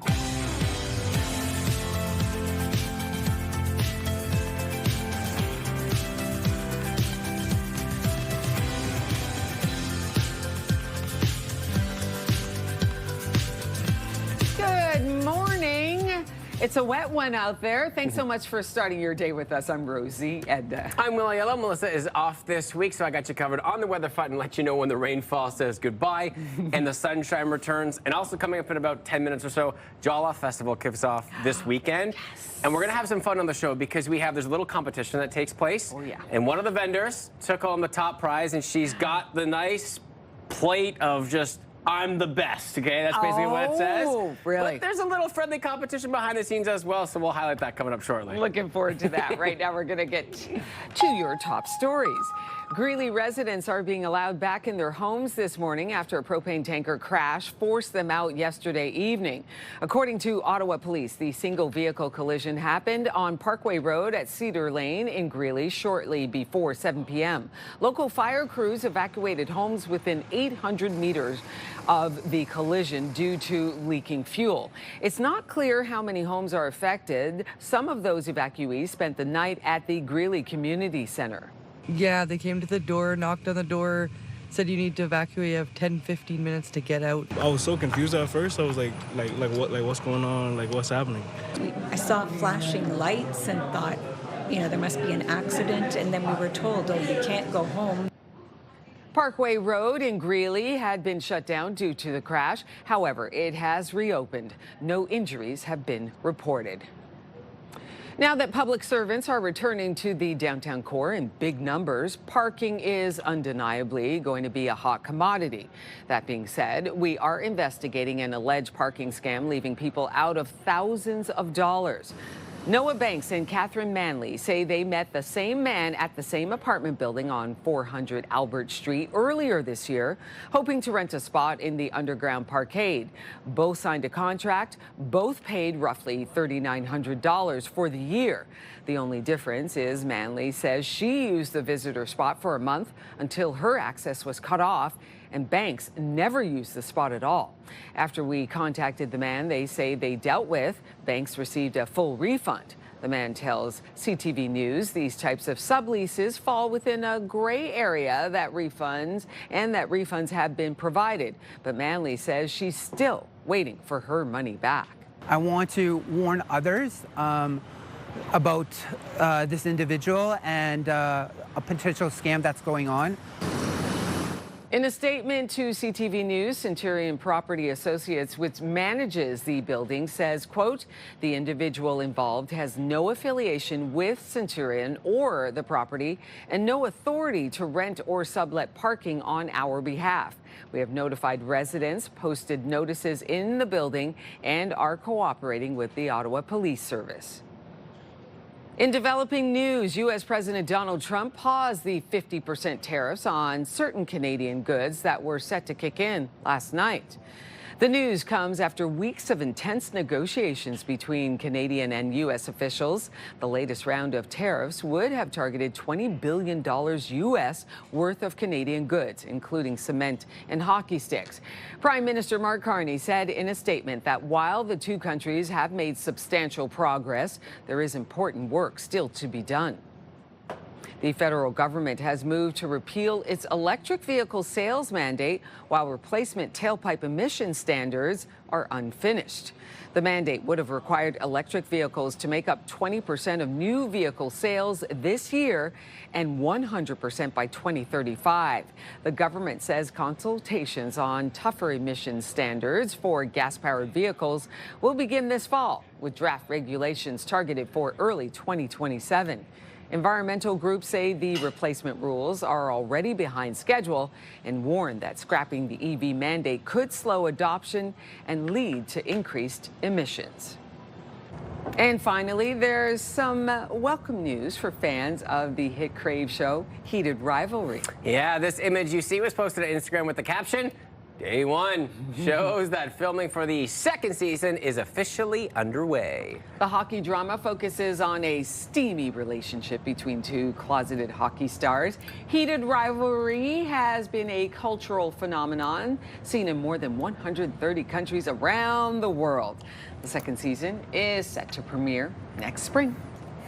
If it's anything like the first season, it will take over the world once again. Oh my goodness, yes, no doubt about that. Yeah, Melissa is not here, but she would like to pass along the cottage because that is her favorite line. She does it in the perfect accent. She does, and she really does. I don't do the justice, but I have to make sure that that got in there because I know that she's somehow watching at all times. And Melissa's off, so I got your weather front and a bit of a difference from what we saw yesterday. So temperatures were right around seasonal, a very comfortable Tuesday afternoon. Today, a bit of a swing. Already seeing some showers in the forecast and temperatures a little cooler than we saw yesterday. Not quite our average, but we're pretty close. Not breaking any records today, 36.1. We're not even close to that this afternoon.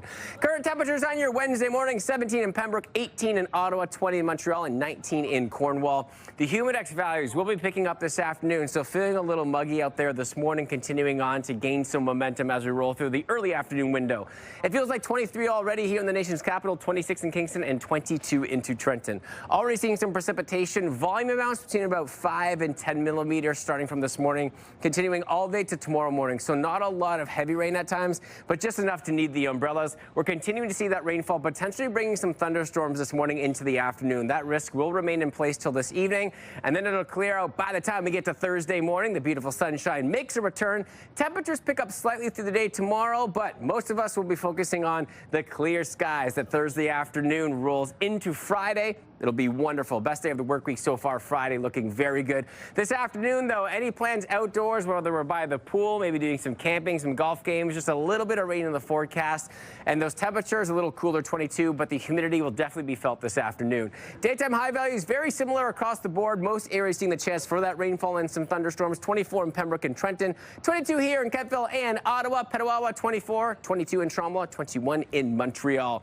Each and every day, a little bit different as we roll through the rest of the week. The beautiful sunshine returns tomorrow. Temperatures not changing too much. Cranking up the heat into Friday, 26 degrees, feeling like 31 with the humidex values. So feeling like summer once again. I know we'll be at August 20 as we go to August 20th, head into 23rd, thinking about those last few weekends. As of right now, Saturday, Sunday, big swing, 27 degrees, then all the way down to 20.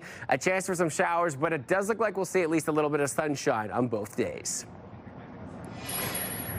Taking a peek at your roads at this hour, we have a collision in Orleans right at the intersection of 10th Line Road and Southview Way, so avoid that area if possible. Slowdowns in the eastbound 417 between the 416 split and Preston Street.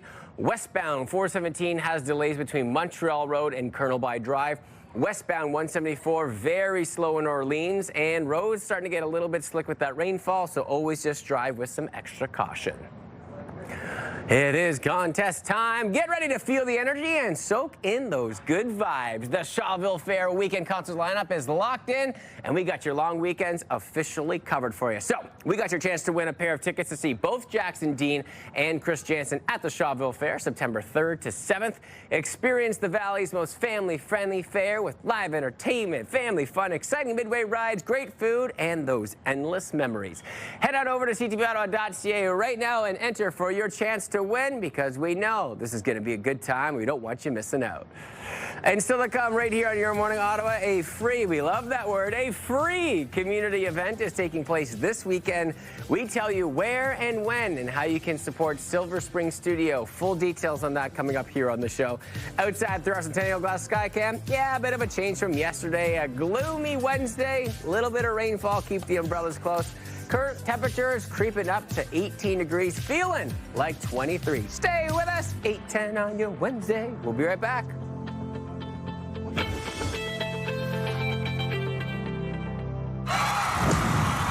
The National Capital Region is jam-packed with incredible experiences you don't want to miss. Hey, it's Tanea Taylor, your iHeartRadio Weekender, powered by Barhaven Ford. Get the inside scoop on all the biggest and best events every Thursday, Friday, and Saturday on CTV, Move 100, Pure Country 94, TSN 1200, and News Talk 580 CFRA. iHeartRadio Weekenders is powered by Barhaven Ford. Employee pricing on now. Ready to reap what you've sown this season? Join us every Friday for the best gardening tips from local experts to help your yard flourish into fall. Good to Grow on CTV Your Morning Ottawa. Fridays. Brought to you in part by Robert Plant Greenhouses.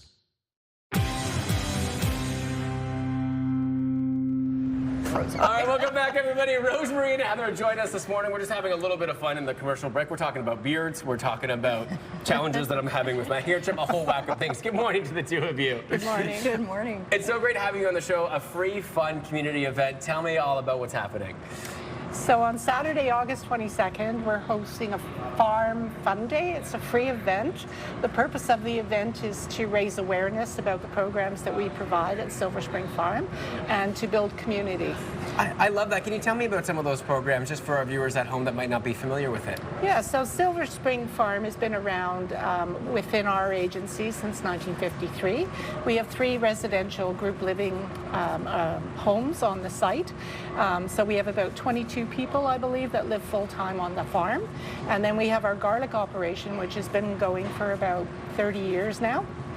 And then next door to that is Silver Spring Studio, which is a creative art center for people with developmental disabilities. I think it's so wonderful what you're doing. How great is it to be able to do something like this, obviously for a passion that you have too? It is so fun. And speaking of passion, I want to talk a little bit about our passion project. As part of the studio, we're trying to create an environment where we're bringing nature back into the studio and we're really bringing the life back onto the farm. And so we're about year 2 of a 5-year accessible garden plan. The video is showing you all these amazing structures that students from St. Paul's High School, the Elites Trades Academy, built for us this past spring. And yeah, it's just a wonderful place that gives you a sense of serenity and, I don't know, tranquility. It's lovely. It's a passion project for sure. Even just looking at the video, it's such a beautiful space, and you can tell that kind of, you know, it might be cheesy to say, but a little bit of love went into that, you know, into building it in the space around. Yeah. I see some Send shirts in there as well, you know, supporting the home crowd, which is good. It's such a wonderful thing that you guys are doing. I want to talk about some of the elements that you brought here. Sure. First, we're going to start with this one, okay? Because this is taking me back. I was probably the worst Beyblader in the history of Ottawa. I wasn't bad at Pokemon, but this brought me back. But tell me a little bit about what you got here. So that is a piece of art that is done by one of the customers that come to the studio. His name is Benjamin Chain, and he actually loves to draw anime. So he's constantly drawing anime. Recently, he started drawing Disney characters as well. He's about 44, 45, something like that. And he comes 3 times a week to the studio. Wow, it's great because you have local artists that are coming in all supporting such a great cause, right? Which is so fun. What else have you brought with you today?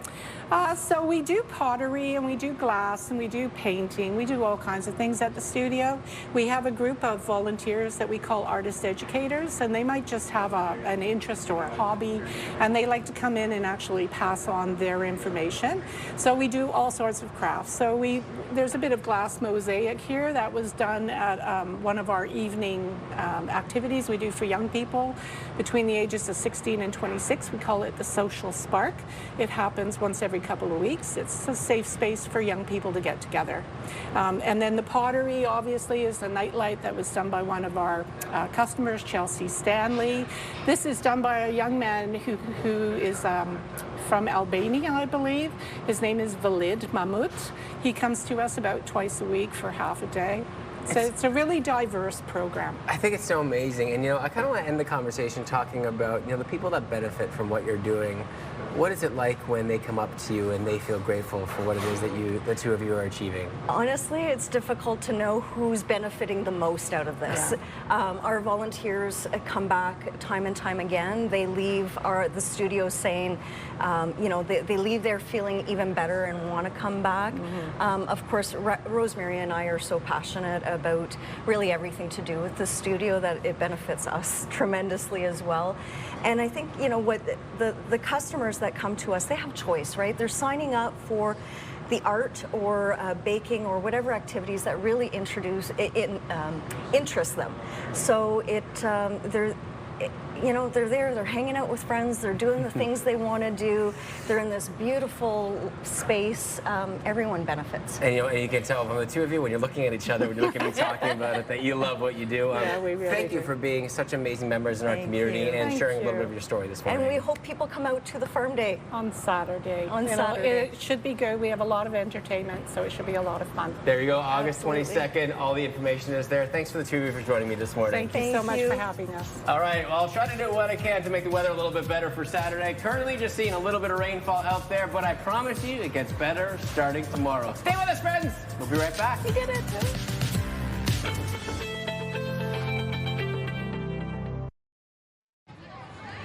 On Sunday, October 4th, take part in CHEO's RBC Race for the Kids. Be part of an unforgettable day as we come together to support CHEO's largest redevelopment campaign ever. Take on the 5K, 10K all-terrain, or 2K accessible family fun run at Wesley Clover Parks. Join the movement. Support a great cause. Register today. r4tk.cheofoundation.com.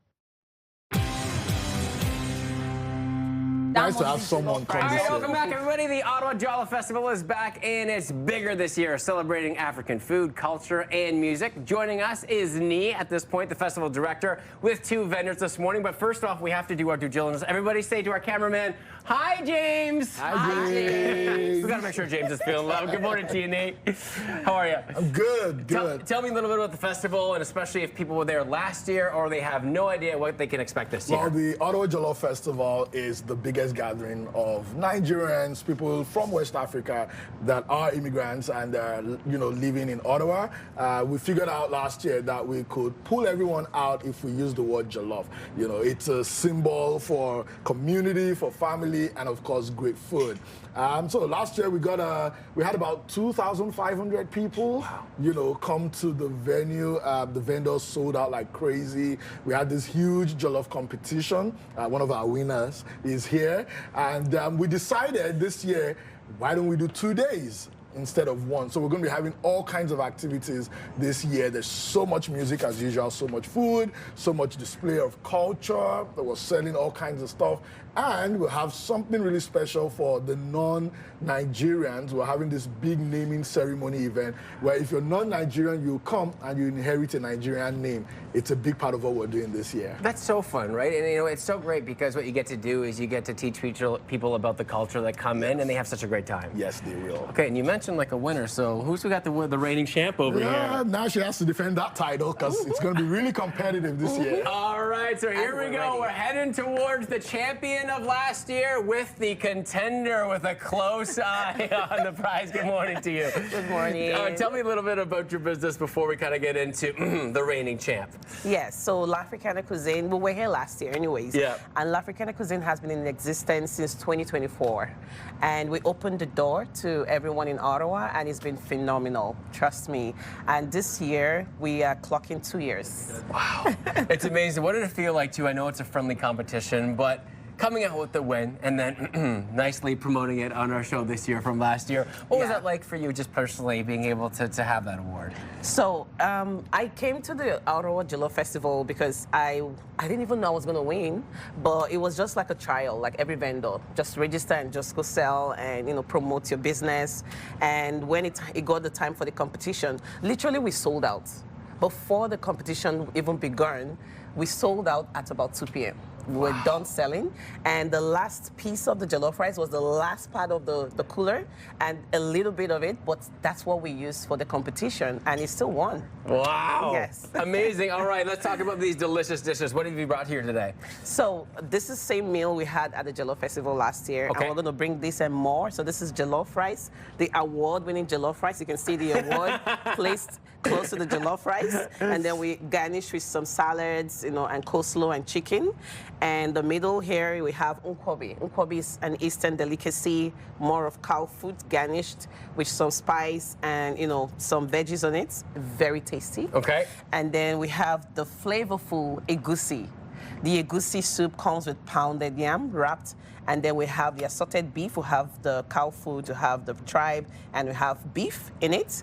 And it's the egusi itself is made from melon, so it's a melon seed grinded and, you know, made to a paste. So yeah. Oh, all right. So you see this little championship, you gotta have Viola over. She's eyed at least not 5 to 15 times over here. So when you take a little peek at that winning trophy, what do you got? Because there's a nice friendly competition vibe going here. What do you think? I'm not gonna say anything for now.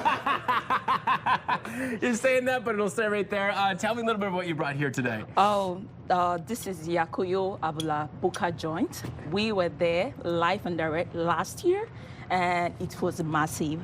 And we have the same menu we had last year right here. So right here we have amala made from yam flour and with hot water. Okay. And this is the soup that goes with it. We call it abula. Abula. Abula, okay. Mm-hmm. This is begri made from beans. Okay. Mm-hmm. This is ewedu. The English name, you can call it jute leaf. And I think the French people call it Moacan leaf. Okay, so a few different names you might hear over the course of the weekend. Okay. But from our culture, we call it ewedu, which means draw soup. And this is the topping. Okay. The main deal that goes with this. We have beef. We have pomo. I don't know the English name. Maybe cow skin. Okay. Yeah, maybe cow skin. We have will I say goat tribe? But I know it's Bokoto from where we come from. Got it. And moving to the right-hand side, we have tantalizing, delicious, sweet, yummy Niger jollof rice. Listen, I didn't want to say it, but I think you got some competition because the confidence that each meal is going, we're going to have to check back in. Yeah, we need to check. And I'm half fit and ready for that. Oh, I love it. Keep it coming. Keep it coming. Look at no that, problem. Eh? Although, you know what? Just for safety, we're just going to move these cutlery and knife out of the way. We're going to keep this nice and civil between the Jollof Festival. Thanks to the two of you, three of you for coming this morning, and good luck over the course of the weekend. Thank you so much. All right, still to come on the show, a lot more coming up. The Works. You know what they've been doing? They've been serving up bold over-the-top burgers for the last 25 years, alongside bottomless fries, poutines, fresh salads, milkshake. I mean, we're just talking food all on the show here today. They're standing by in the Your Morning Kitchen, getting all set up because we're going from food to food. Oh, it's a tough day here at our studio. Stay with us, friends. We'll be right back.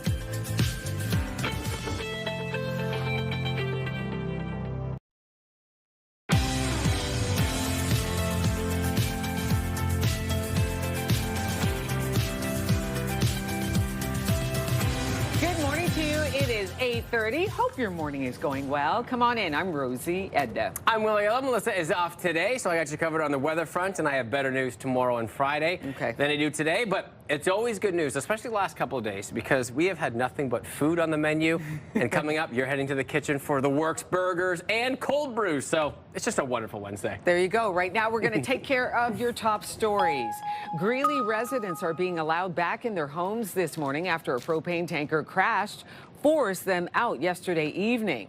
According to Ottawa police, the single vehicle collision happened on Parkway Road at Cedar Lane in Greeley shortly before 7 p.m. Local fire crews evacuated homes within an 800-meter radius of the collision due to leaking fuel. It's not clear how many homes are affected. Some of those evacuees spent the night at the Greeley Community Center. Yeah, they came to the door, knocked on the door, said you need to evacuate. You have 10-15 minutes to get out. I was so confused at first. I was like what's going on? Like, what's happening? I saw flashing lights and thought, there must be an accident. And then we were told, oh, you can't go home. Parkway Road in Greeley had been shut down due to the crash. However, it has reopened. No injuries have been reported. Now that public servants are returning to the downtown core in big numbers, parking is understandably going to be a hot commodity. That being said, we are investigating an alleged parking scam leaving people out of thousands of dollars. Noah Banks and Catherine Manley say they met the same man at the same apartment building on 400 Albert Street earlier this year, hoping to rent a spot in the underground parkade. Both signed a contract. Both paid roughly $3,900 for the year. The only difference is Manley says she used the visitor spot for a month until her access was cut off, and Banks never used the spot at all. After we contacted the man they say they dealt with, Banks received a full refund. The man tells CTV News these types of subleases fall within a gray area and that refunds have been provided. But Manley says she's still waiting for her money back. I want to warn others about this individual and a potential scam that's going on. In a statement to CTV News, Centurion Property Associates, which manages the building, says, quote, the individual involved has no affiliation with Centurion or the property and no authority to rent or sublet parking on our behalf. We have notified residents, posted notices in the building, and are cooperating with the Ottawa Police Service. In developing news, U.S. President Donald Trump paused the 50% tariffs on certain Canadian goods that were set to kick in last night. The news comes after weeks of intense negotiations between Canada and the U.S. The latest round of tariffs would have targeted $20 billion U.S. worth of Canadian goods, including cement and hockey sticks. Prime Minister Mark Carney said in a statement that while the two countries have made substantial progress, there is important work still to be done. And finally, Cristiano Ronaldo may be ready to hang up the cleats. He hinted at his retirement in a recent interview with Vogue about his wedding, saying, this is probably my last year of football, and I want to leave a spectacular legacy. Ronaldo married his longtime partner, Georgina Rodriguez, last week. Ronaldo is 24 goals away from scoring 1,000 senior career goals. Like 1,000? That's ridiculous. Woo! That would be a way to go out, right? Oh, my goodness. Just such a rock star. It's so great to be able to watch his career over the years and now officially hanging up the cleats. Yeah. And now we get to watch the forecast and the rain come in and hopefully leave soon. Yeah, it'll be gone by tomorrow morning. So if we have any soccer plans today, you just might get a little bit wet, but I still think you can kick the ball around a little bit. Temperatures will be below seasonal, around 22, typically around 25 this time of year. 18 in Ottawa, 20 in Montreal, 19 in Brockville and Cornwall. Humidex values will be increasing this afternoon, feeling a little bit muggy later today. It already feels like 23 here in the nation's capital and 26 into Kingston. Seeing some showers already this morning, continuing through the afternoon, but everything clears out by Thursday morning. We see the sunshine make a return, and we're going to copy-paste that into Friday. We're going to just turn up the heat a little bit. Temperatures on the rise in 2 days of sunshine after 1 day of just a little bit of rain in the forecast. Daytime high values really not changing too much across the board. 22 here in Ottawa and Kentville, Kingston 23, all areas with the chance for some showers, maybe some thunderstorms. The risk of that really continuing through the day today. 24 in Kitty and Zibi, 24 in Petawawa, 22 in Gatineau. Everything better tomorrow. A warmer Friday with some beautiful sunshine to look forward to. As you get to the weekend, temperatures crank up a little bit, but then cool off into Sunday. It does look like we could see the chance for some showers both Saturday and Sunday, but we will see at least a little bit of sunshine. Let's take a look at your roads at this hour, and we have some updates for you to bring you. We have a collision in the Glebe right at the intersection of 5th and Bronson. There's a collision at the intersection of Cummings Avenue and Montreal Road. To the west, there's a collision on Irish Street between Bedbrook Street and Checkers Road. We are also seeing some slowdowns on the eastbound 417 between Richmond Road and Preston Street. Continuing to give you some information here. Westbound 417 has delays between Montreal Road and Colonel By Drive. The westbound 174 is very slow in Orleans right now. So basically all across the roads in our city dealing with some difficult times, especially leave yourself a little extra time as we're starting to see some rainfall develop. So it could be a little bit slippery out there. On the fly Oh, here we are in the Your Morning Ottawa kitchen, raising the bar on the burger experience since 2001. Folks from The Works are here. We've got Len and Chris, and look at this beautiful spread. Good morning to you. I don't mean to ignore you guys, but come on. This is awesome. Thanks, Rosie. A pleasure being here today at CTV. That's awesome. It's so wonderful to have you all in here. So give me a little bit of history on The Works. So we started, I don't know if you guys know, this is an Ottawa brand. We started 25 years ago this year, so it's our big anniversary. So we're doing a big push just to kind of reintroduce The Works to the locals. A lot of people grew up with The Works. We've got some of our famous dishes here. And yeah, we've got 6 stores in Ottawa, and then we've got a few in southwestern Ontario. So that's that's some of the pictures of our great burgers. What's going on here? This picture right here, what is this burger? This is our smash. Yeah, so that was our we smash. We are getting smashed at The Works, and that's just the way to go. Oh my goodness. What sets the burger apart from others from The Works? They're gourmet custom burgers that we try to go above and beyond the regular burger standard. There's fresh meat, so there's never frozen patties. Yeah. The fries we make homemade, and look amazing. Yeah, that's it. That's our hot and bothered, and we've got a Cobb salad. Okay. And our son of a beach house sauce, which we're going to make today. We're going to make that? We're going to make a beach house sauce today. Oh, great, Absolutely. Chris. Are we going to do that? You here? got it. Okay, what you got? So at The Works, we love using fresh ingredients. So we use, in our beach house sauce, we use broccoli, onion, celery, carrot, all fresh, all cut up daily, and put together to make our garlicky sauce. Okay. Which is great. So that's our mayo that we're starting off with. Just for TV magic, we cut up all of our ingredients ahead of time, right? So this is before and after. Okay. And then we're literally going to be adding all of our ingredients here, right? So adding in our oil, right? Because we need that in there. Beautiful, beautiful. Right? Adding in our lemon juice, right? We need that. Nice zest. You got it. Okay. And then our veggies, right? So our carrots, Keeping us our healthy. broccoli, you got it, right? And this goes really well with our fries, right? You can dip your fries in this on our burgers. Our fries are bottomless as well, which is pretty awesome at the restaurant. Homemade, freshly cut fries, right? As much as you want to eat. Are you As kidding much me? as you want. It's all part of You the, all got part of the it. deal. But I got to tell you this. This is the truth All of our about me here. spices. While you're fixing that, we're going to talk about fries and my approach to fries. So, I get everybody at the table to order fries because, of course, I only want 1 or 2. I'm a delicate flower. Right. And then what I end up doing is eating all their fries, and then, and then they have to order more. That's how I like to do it with the fries. And at The Works, it doesn't matter. You can take 1 or 2 as many times as you want. That is the best. So this is like your sauce. This is our signature beach house sauce. We've got a couple. Yeah. But yeah, it's all made from fresh vegetables, as you can see. And I think that's what we wanted to show is that they're all fresh ingredients. You see that? It's really, you see all the veggies in there, right? I see. And then, of course, after you blend it more and more, it ends up over here. These burgers, so that's correct. That is absolutely beautiful. The pride here in The Works is the freshness. Right? It is. That is fresh products. All our sauces are made in-house, and that's what we're trying to promote. And then we're talking milkshakes as well. Oh yeah, we're talking milkshakes. What This is infamous for milk. We've got our traditional strawberry chocolate.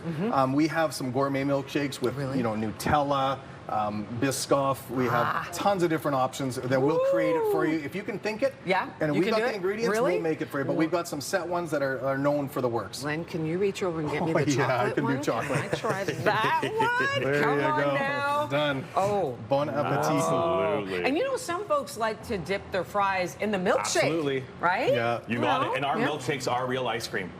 right? So no flavors. It's all Chapman's Canadian ice cream. I'm doing a happy dance right Nut-free now. ice cream, there you go. This is so good. The combination is amazing. You got and you got the onion rings as well. We've got the towering onion rings. I love this. It's a lot of fun. You walk in. Where's one? I know you have a few restaurants here. Name one again. So the Westboro location, and we're open late nights as well too. Sometimes till midnight, 3 in the morning, depending on the location. Oh. So you can come anytime and get your craving of milkshake, and that's how we roll. At the works. I love this. Len and Chris, thank you so much for stopping by. Continued success. Another 25 years. Come on now. Awesome. Thanks, Rosie. Appreciate it. Thanks so much. Awesome, guys. Thanks for having us. If you know of a great chef or restaurant you think we should feature on the show, let us know. Email us, yourmorningottawa@ctv.ca. 8:42. Here's a live look through our Centennial Glass Sky Cam. Is the rain going to let up a little bit? You're watching CTV, Your Morning Ottawa. We'll be right back.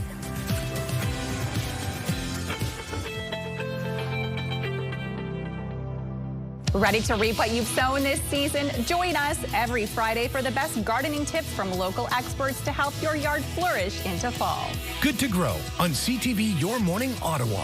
Fridays. Brought to you in part by Robert Plant Greenhouses.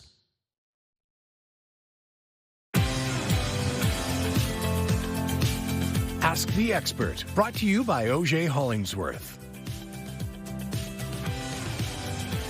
Welcome back, everybody. It's time to Ask the Expert on Your Morning Ottawa. Brenda Hollingsworth is here from O.J. Hollingsworth, and today we're discussing a big change to provincial laws that means Premier Doug Ford's government can now rip out nearly 20 bike lanes in Toronto.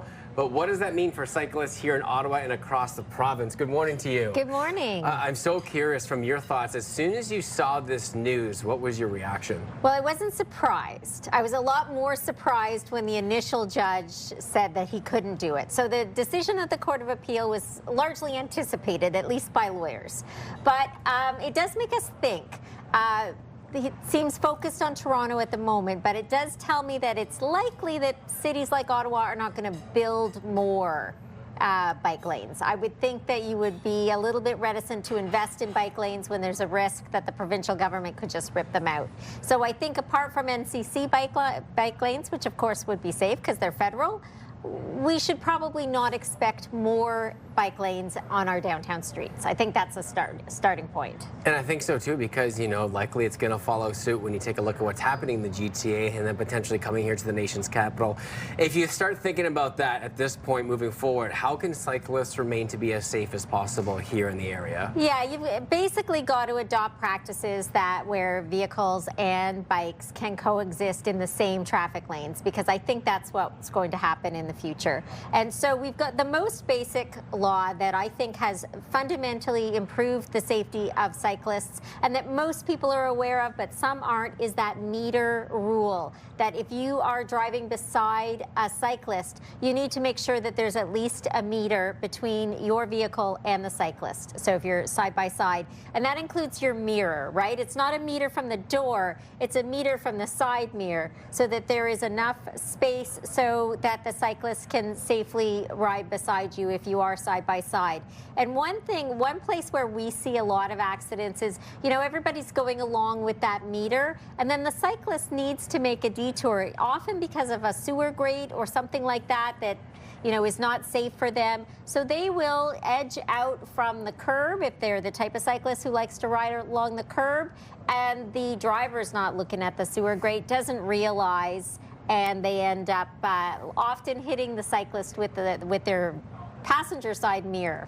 So you've got to be aware of the challenges that cyclists face, even if you're not one, that, you know, sometimes they have to change their positions, and you need to be ready to accommodate them if you're a motorist. For most of what you see in your line of business, are you seeing that the cyclists are at fault or the drivers, or kind of a mix? Well, cyclists who are at fault are less likely to call me. Right. Right? But generally speaking, I'm finding the cases where cyclists are injured, they're not at fault. Like, most of the cyclists that I represent are either children or People who are regular cyclists, often they have mirrors, they've got helmets, they've got safety, lights, all of the things you expect them to have.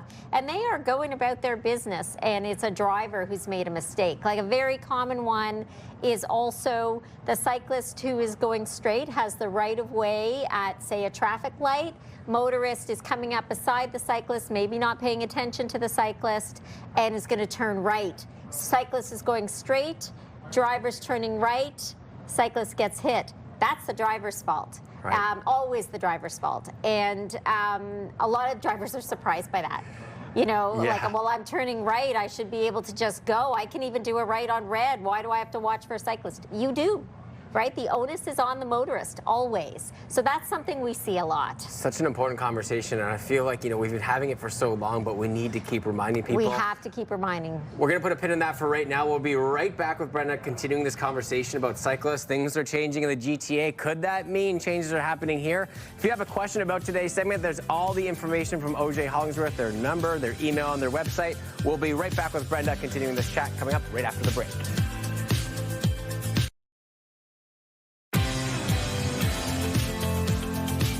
Ask the Expert, brought to you by OJ Hollingsworth. Welcome back, everybody. We got Brenda Hollingsworth here joining us this morning. We're talking about bike safety, as in Toronto, Doug Ford has released a plan where they're ripping out 20 bike lanes in Toronto. What could that mean for areas right here in the nation's capital? And I guess one of the questions I want to ask you is, if you do see that trickle-down effect and we start to see some reductions here in Ottawa, what would be your sight moving forward on the amount of collisions that might occur moving forward? Yeah, I think it'll increase. And one of the interesting things about this court decision is that there was no debate on either side that bike lanes save lives, that bike lanes are safer for cyclists. So that was a non-negotiable. Everybody agrees. The court said that didn't matter. The politicians could still do whatever they want, and it's up for the voters to decide if they like that or not. So, if you have a choice to go in a bike lane, exercise that choice. You will always be safer in a bike lane. Not 100% safe. You still have to, there's still intersections and all of that. But when you have that option, use it. But otherwise, yes, we're going to see more. We're going to see an increased number of accidents as cyclists and motorists are forced to share the road on busy commuter roads. Unfortunately, you see it all the time. You're on both sides, where you see it from the driver's side, and you see it from the cyclist side. I want to walk through a scenario. Let's say you're a cyclist. We'll start. And the cyclist gets hit. What is the first thing and a few steps following that we should do in an accident like that? Yeah, so I've said this before.